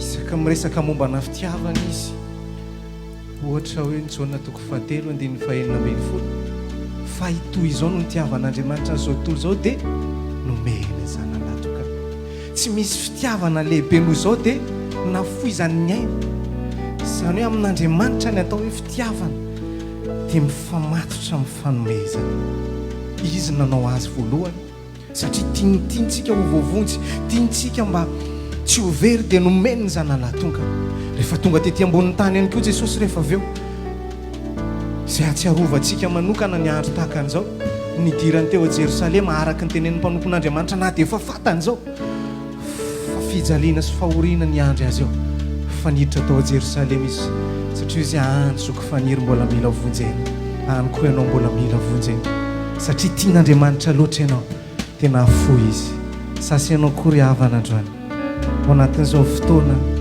sy mba ahafahantsika manome ho an'ny tompo izao mba tiako ianao hanana an'izany fahatsapana zany Andriamanitra manome ho anao satria tena tianao koa manome ho an'ny fanjakanao satria mba mahatery akoha zany hoe fanan'ny hafa zany azo vonjena amin'ny alalan'ny arabolanao amin'ny alalan'ny fanatitra zay ataonao mba misy fanan'olona vonjena mety tsy manana tsisy azo fijaliana ifantsiantsika sy ianao hamonjena ny fanahin'ny hafa fa ny fanananao ny herinao ny tanjakao zay rehetra anananao azonao omena mba ho famonjena ho an'ny fanahin'ny hafa ihany koa zany ny atao hoe fanatitra tsy fombafomba mpivavahana verimberina foana tsy Andriamanitra mahantraka angatabola amintsika fa mahafoy zasy ianao satria manana fahatakarana mahafoy zasy ianao satria manana fahatsapana hoe tompo mba mahatery atakan'izay nahatery anao ihany koa ny avonjy ny fanahin'ny hafa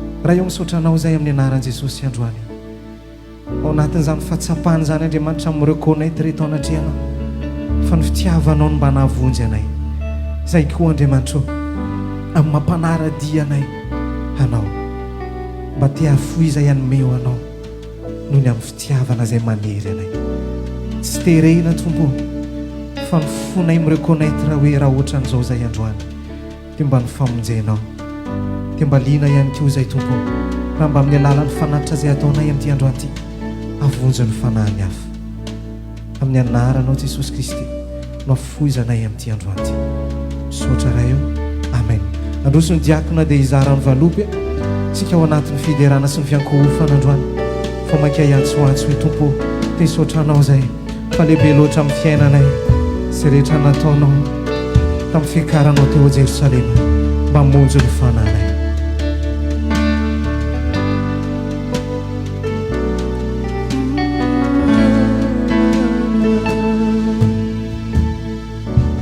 tsy mety anao fanidina tonga navitra anay tonga navotrana laozanao milanitra na tsisy tombonanao azy na tsisy tombony hoanao veritsika hatramin'ny voalohany androany lazao mifono rehetra ihany tsy mety anao tsy mety anao fanidina tonga navotrana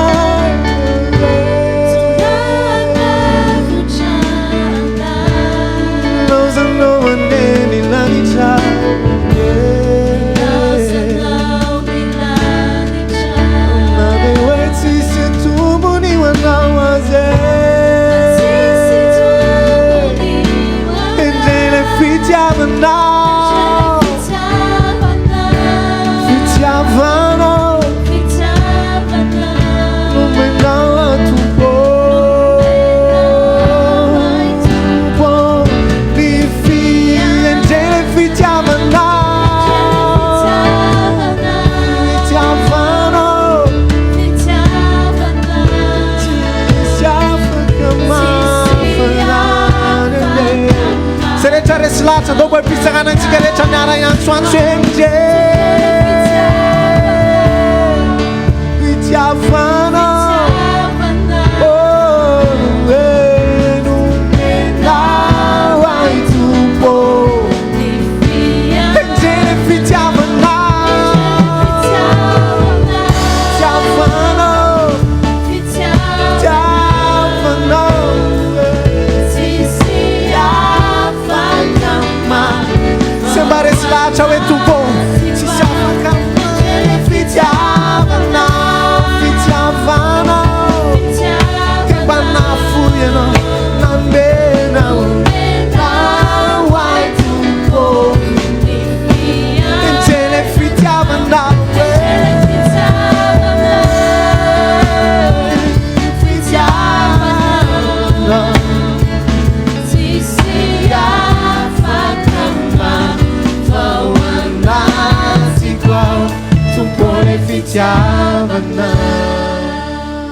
androsony diakona dia androso pasteur tonga antsika ao anatin'ny vavaka anolotra azy fanatitra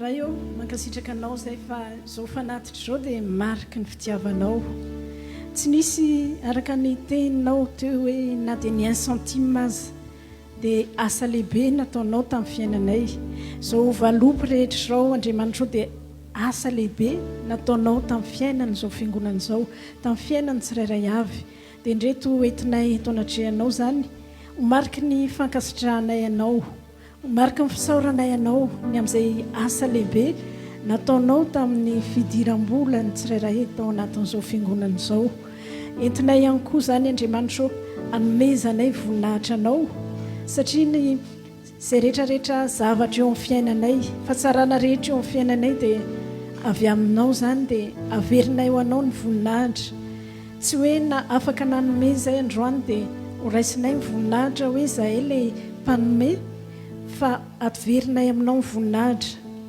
amin'izao fanatitra zao Andriamanitra fa marika ny fitiavanao marika ny asa lehibe nataonao tamin'ny fiainany tsirairay avy dia atolotray miaraka amin'izao koa Andriamanitra zao fiangonana zao tsirairay avy anatin'izao fiangonana zao ho fanatitra velona Andriamanitra atolotray anao mba hoanitra kasitrahana eo anatrehan'ny seza fiandriananao aneny tsirairay avy ary ny fiainanay tsirairay avy zay momba nay rehetra ny fo saina fanahy ny hoavinay manontolo ny taranakay faramandimby dia atolotray avokoa Andriamanitra ho fanatitra ho anao mba ho anao mandrakizay izahay rehetra satria izay rehetra anao no azonao arovana izay rehetra anao no azonao karakaraina dia manolotra izao fiangonana izao manolotra ny momba nay rehetra zahay ho anao Andriamanitra dia mba tsarovo manokana tompo Andriamanitra satria Andriamanitra mpanao asa lehibe ianao dia mba anaovy asa lehibe koa ny fiainan'izay rehetra mitady asa amin'izao fotoana izao mitady fidiram-bola mba tsy njovo manokana Andriamanitra fa Andriamanitra miasa ianao ka tsy misy mahasakana izany dia mba ianao aneny hita zay rehetra mitady asa zay rehetra tsy manana fidiram-bola dia ianao ilay Andriamanitra loha ranony zavatra rehetra no anoloranay tsirairay avy ao anatin'izany tranga izany dia hovonina hitrao any amin'ny fiainany tsirairay avy amin'izao fiangonana izao amin'ny anaran'i Jesosy Kristy amen. tsy haiko tompo tsy haiko Tsy haiko tompo zao nahoana no tianao nahoana no tianao Sale tsy tianao Sale tsy tianao Tsy haiko tompo tsy haiko azavana vertikana androany tsy haiko tompo nahoana no tianao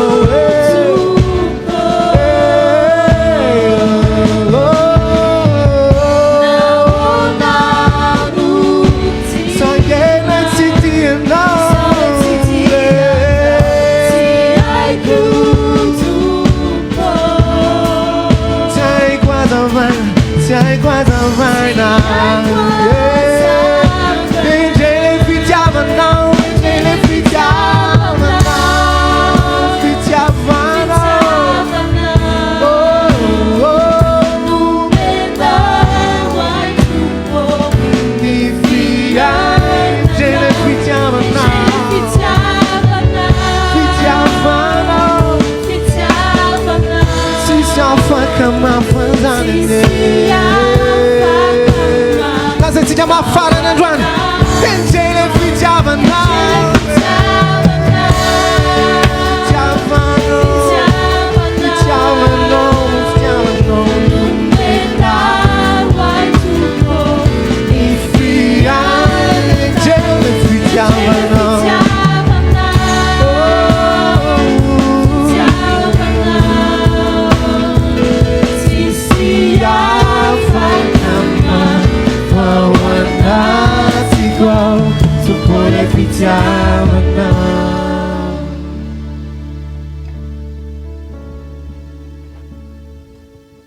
afaka mipetraka isika tompo dia mbola ampifaliana indray ry havana no arabanantsika tsirairay avy tonga iasoa eto amin'ny fanatrehan'Andriamanitra toy izao indray ary ny filazantsika amin'ity alahady 29 mars 2026 ity toy izao ny vaky tenintsika amin'ity herinandro ity mamaky ny bokyny Obadia bokyny Jona ary ny bokyny Mika isika ka toy izao no fomba amakitsika azy androany alahady isika dia mamaky ny bokyny Obadia satria tokiray ihany dia tokiray ihany dia tokiray no vakitsika androany ny alatsinainy sy ny talata kosa isika dia mamaky ny bokyny Jona mamaky toky roa avy mifampitohy ny alarobia ka hatramin'ny zoma dia mamaky ny bokyny Mika toky roa avy mifampitohy ary ny asabosy kosa isika dia mamaky ny bokyny Mika toky ray farany tsy adintsika mivavaka ho an'i Madagasikara satria malagasy isika dia natao hivavaka ho an'i Madagasikara isaky ny alarobia tontolo andro isika dia manana vavaka sy fifadikana izay iraisantsika amin'ny fiangonana fiobe any Madagasikara dia mba manasa antsika mba hilona ao anatin'izany hoe vavaka sy fifadikan'izany mampatsiahy antsika tsirairay avy ihany koa fa manana isika prière d'intercession na vavaka fanelanelanana isan'andro manomboka amin'ny 7 ora sasany alina ka hatramin'ny 10 ora alina ao amina groupe WhatsApp izy io dia raha maniry ianao no mba hiara iombavaka aminay amin'izany fotoana izany dia aza misalasala manantana ny tompona andraikitra zokitahiny mba manome ny numéro telefônina anao ny fitombavakantsika dia afaka rahantsika ihany koa ao amin'ny YouTube tapentsika ny MRE France les messagers dia ho hitantsika ao ny fitoam-pivavahantsika izay iarahantsika eto isan-kalahady azadiny fa manana ihany koa tsika ny web radio ahafahantsika miaino ny raharapanahy toroteny ihany koa mba hanampy antsika ampitombo ny fanjakan'Andriamanitra ao anatintsika taka mazatra dia aorinan'ny fotoana dia afaka mandray antsika ny pasteur antsika ho antsika rehetra izay mba maniry mavavaka dia raha mbola tsy tonga eny amin'ny raha lanitra Jesosy raha sitrapony dia eto indray fitoam-bavakatsika amin'ny alahady amin'ny 3 ora ny toerana tsy miova 86 rue Colonel Fabia 94 230 Cachan izay indray ary ny filazantsika anio dia mirary tontolo andro finaritra ho antsika rehetra tompoko dia samotahian'Andriamanitra amen iaraka hitsangantsika tompoko androany moa dia andro manokana izay natsiarovantsika ny diran'i Jesosy teo ary Jerosalema zavatra nitranga dia izao tsy mbedabe zany Andriamanitra mireare amin'ny olona ananany satria nahagaga ilay tenin'Andriamanitra teo hoe rehefa niditra teo a Jerosalema izy dia nanomboka niorakoraka ny olona nanomboka nitehaka ny olona nanindrahindra azy ny olona saingy fitezitra tamin'izay ny fariseo dia izy hoe ampanginy kely reto mpianatra ao reto fa tsy mety aminay zao karazan-javatra atao zao fa ozy izy Jesosy hoe kalma anonareo fa raha reo no manginy eo dia ny vato indray ny antsoantso eo eritreretinareo tsara zany hoe mikalomen'Andriamanitra mikalomen Jesosy mihitsy ny manodidina rehetrarehetra fa ozy izy hoe fantatro fa reo ty anankiray ty tsy maintsy hidera io tsy maintsy hanindrahindra io zay ananany rehetra dia hiderany ka raha eto Jesosy androany raha mandalo eto Jerosalema Jesosy androany mba te hita mpianatra midera azy izy mba te hita mpanompon'Andriamanitra midera azy izy mba te hita louange midera azy izy vonina ve ianao hideran'Andriamanitra sy hanofahofa zany fanindrahindrany zany androany alleluia ite tanana mafy ho any tompontsika androany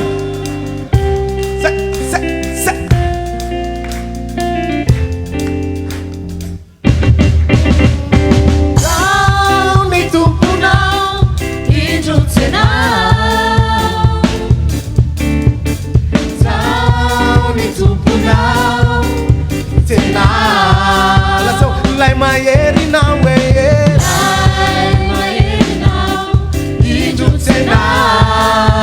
atama vaovao tsenao atama vaovao tsenao averitsika ihany androany zay ny tomponao indro tsenao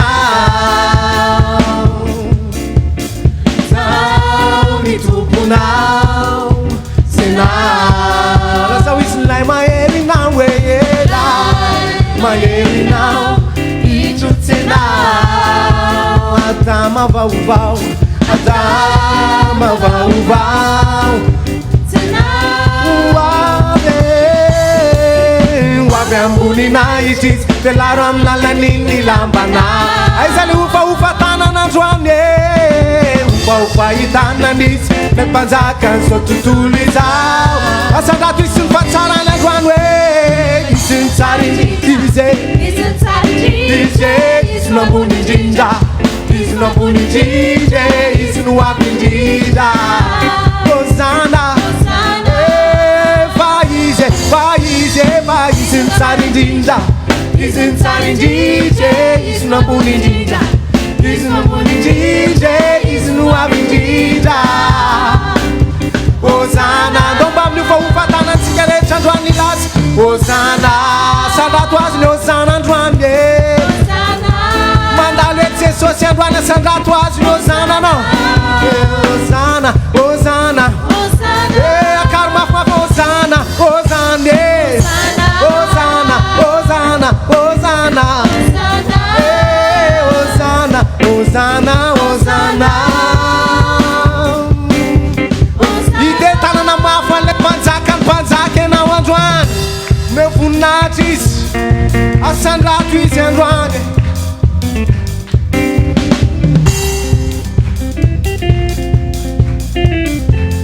ndondray ary ilaza androany zao Zao ny tomponao hidrotsinao Zao ny tomponao mampaheresy kely akaikinao le maherinao misy anay le mandalo eto hoe la maherinao hidrotsinao Adama vaovao hoavy amboninazy izy hoavy ambonina izy hoavy ambonina velaro say aiza le ofaofa na tanana tsara indrindra manjaka n'izao tontolo izao fa izy ny tsara indrindra izy no ambony indrindra izy no ambony indrindra izy no avy indrindra sady mba jereo le akaikinao dia mpaherezy izy hoe izy Andriamanitra tsara ie mandala eto androany hoe izy izy ny tsara indrindra izy no ambony indrindra izy no ambony indrindra izy no avy indrindra Hosanna tanantsika rehetra miara misandatra androany Hosanna Hosanna Hosanna Hosanna Hosanna Hosanna Hosanna Hosanna Hosanna Hosanna Hosanna Hosanna Manoni Hosanna Hosanna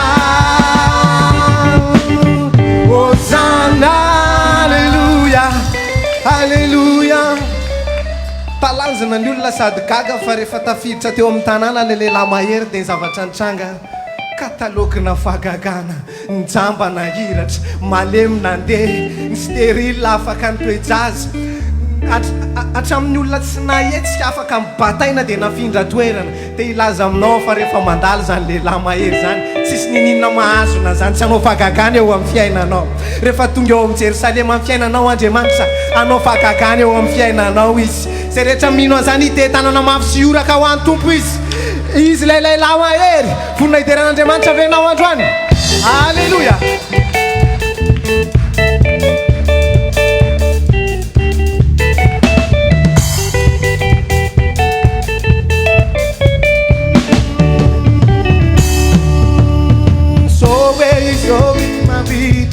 Maresi mi fiaina tsite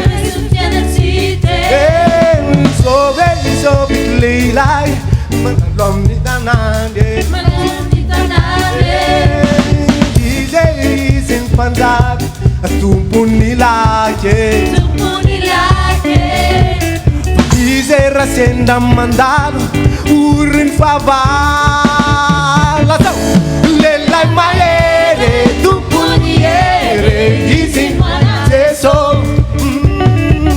Lelai malasa Tumpuni lake Panjakana Lelai maere Tumpuni ere Ize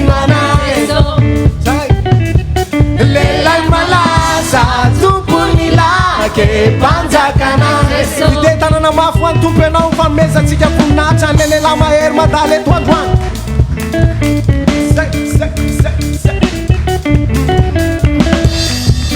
le andriamanitra malaza mifahagagana izany zove izove ity lehilahy mandalo amin'ny tanànde enefa zove izove ity lehilahy fa malaza mifahagagana izy izy ny mpanjaka tompony lake izy rasendra mandalo ahoana tsara oriny vavahady zay misy lazahoary ro lehilahy rehefa izy jesosy lehilahy malaza tompony lake lehilahy mahere tompony here izy jesosy lehilahy malaza io mananao amteka sy miorakoraka mafo famezatsika voninahitra tompo azany zay fiderana tsara indrindra avy any anatinao any fa mandaly ety lay lehilahy mahery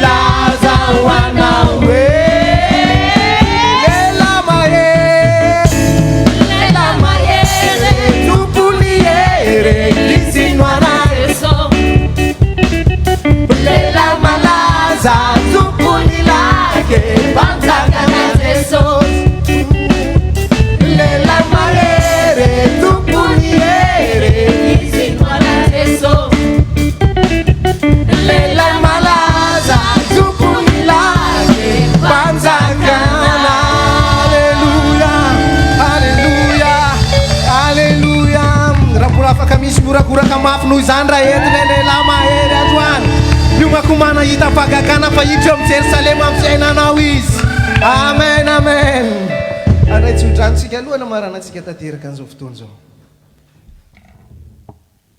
vavakantsika to raha eo mankalaza anao sy manome voninahitra anao zay Andriamanitra ray sy zanaka ary fanahy masina mankasitraka anao zay ny amin'ny fotoana androany ary sotranao fa nandrotsaka ho anay ianao tsy hitany masonay fa reny ny fanahinay fa nanome ho anay ianao androany nandraraka ho anay ianao dia mba tehirivo izany fa namasonao ary ndrano Jesosy ny andrakotra izay rehetrarehetra nyraisinay teto mba tsisy angalatra fa hatateraka izay nandrahan'Andriamanitra azy ao amin'ny fiainanay na ara-panana ara-piainana saraka eto koa izay Andriamanitra dia mametraka manokana ny tsirairay avy eo am-pelantananao mametraka ny fianakaviana rakotobe zahay izay namoy ny reny mpiara-miangona aminay eto omaly tamin'ny alina mankasitraka anao izay Andriamanitra misaotra anao satria fahasoavanao no nampisinao izany reny mpianakaviana izany tao amin'ny ankohonana sy tao amin'izao fiangonana izao dia mametraka ny fianakaviana manokana eo am-pelantananao ny amin'ny fikarakarana rehetra Andriamanitra satria tsy mora mikarakara tia ny taratasy rehetra dia apetraka eo am-pelantananao mba hanohana azy ireo ianao fanamasina ary ampionana azy ireo manokana ianao anatin'izao fahoriana izao vavaka manokana ihany koa mametraka n'izay rehetra marary eo am-pelantananao tononoko amin'ny anaran'i Jesosy Kristy fanasitranana tanteraka na ho an'izay rehetra tonga eto androany na ny atokantrano any dia mametraka ny tsirairay avy hanatrika olana amin'io herinandro io izay rehetra manatrika olana dia ianao anie iseho andriamanitra mpamonjy, andriamanitra miady ho anay tsirairay avy izay ao anatin'ny olana. Vavaka ihany koa anatin'ny herinandro masina izay amin'ny herinandro io, mety tsy misy ny fotoana ny amin'ny eto fiangonana, fa mba homano izay tsirairay avy andriamanitra tena ilona amin'ny fanatrehanao ary tena hoe tafahoana aminao isan'andro mandritra ny herinandro masina, mba hiara hifaly eto izay amin'ny herin'ny androany ao anatin'ny fifaliana tanteraka sy ao anatin'ny firaisana tanteraka aminao Jesosy Kristy. Dia isaraka eto izay dia mametraka ny tsirairay avy belantananao andriamanitra, manomboka mizoky indrindra hatramin'izandry indrindra, ary manonona ny tsodrano avy aminao araka ny teninao amin'ny Romanina 8:5 fa izy no avian'izao zavatra rehetra izao ary izy no miazona azy, sady izy koa no antony, izy anie no omem-boninahitra mandrakizay. Amen. Tononoko amin'ny anaran'i Jesosy Kristy, ilay andriamanitra efa nanome anao zavatra tsara maro ary miazona ny zavatra tsara rehetra ao amin'ny fiainanao anie, izy no antony izany rehetra izany, dia izy anie mbola handrotsaka atanteraka ary anamarina fa andriamanitra tsara izy ary mpanao tsara amin'ny fiainanao na ara-panana ara-piainana, dia ahita ny voninahiny ianao ao anatin'ny fiainam-panahinao, ahita ny voninahiny eny ianao, voninahitr'andriamanitra ao anatin'ny lafim-piainanao rehetra, dia ho amarininy aminao fa andriamanitra velona izy ny tompoinao teto, ary andriamanitra miahy anao izy na ara-panana ara-piainana amin'ny anaran'i Jesosy Kristy. Tanteraka aminao anie ny fahatsaràn'andriamanitra rehetra ampandalovany amin'ny fiainanao amin'ny anaran'i Jesosy. Raha inay izany an-danitra, ho amasinina ny anaranao, tonga ny fanjakanao, atao any sitraponao ety an-tany tahaka ny any an-danitra, meo anay anio ny anasaza ho anay, ary mamelany ny elokay tahaka namelanay izay meloka taminay, ary aza mitondra ny afaka-panahy fa manafahanay maratsy, fa honao ny fanjakana sy ny hery ary mivoninahitra mandrakizay. Amen. Lomba isarantsika andro dia mba hisory le namanao tonga teo akaikinao io androandro mba faly ianao dia ampatsiaivo azy ny fotoanantsika amin'ny heriny. Misy inona moa amin'ny heriny? Paka fa tsy pentecote ka mbola tsy pentecote fa paka. Tenena izy paka amin'ny heriny io tonga dia tonga avy ianao maka an'izay tena tokony ho anjaranao eto amin'ny heriny. Amen, amen. Atao izy ho avy izy amin'ny heriny. Atao izy ho avy ianao amin'ny heriny fa isaiko toerana eto akaiky eto ihany ianao raha ohatra ho avy amin'ny heriny. Amen, amen. Zay fotoanantsika tsy mitahidin'Andriamanitra tompoko koa, na mbola tena tsy mainka moa ianao dia misy goûter kely azo ifampizarantsika ao avelany ao tahidin'Andriamanitra tompoko.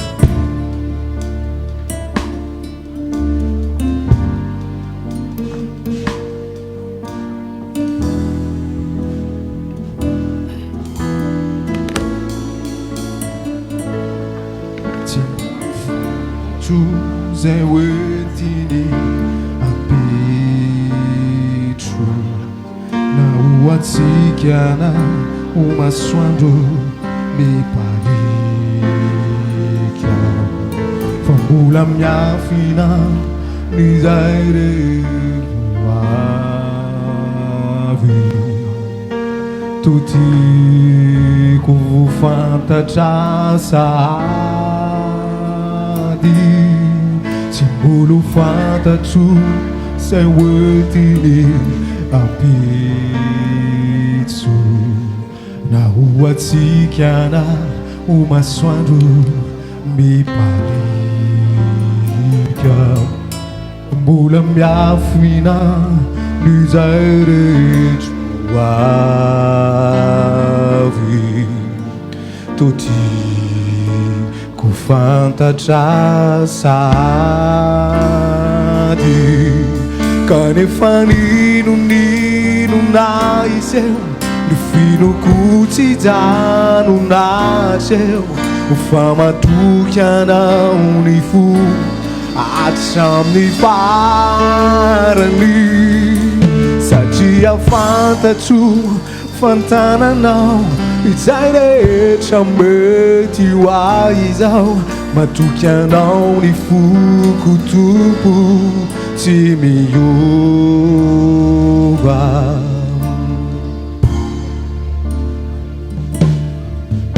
Zay nafa miovaova izao rehetra izao, torahona miserana sy alotamandao tsisy azo ianterana say mety oety tozavapona maro pankavy naina fa miovaova izao rehetra izao torahona miserana sy aloka mandao tsisy azo ianterana say mety oety tozavapona maro pankavy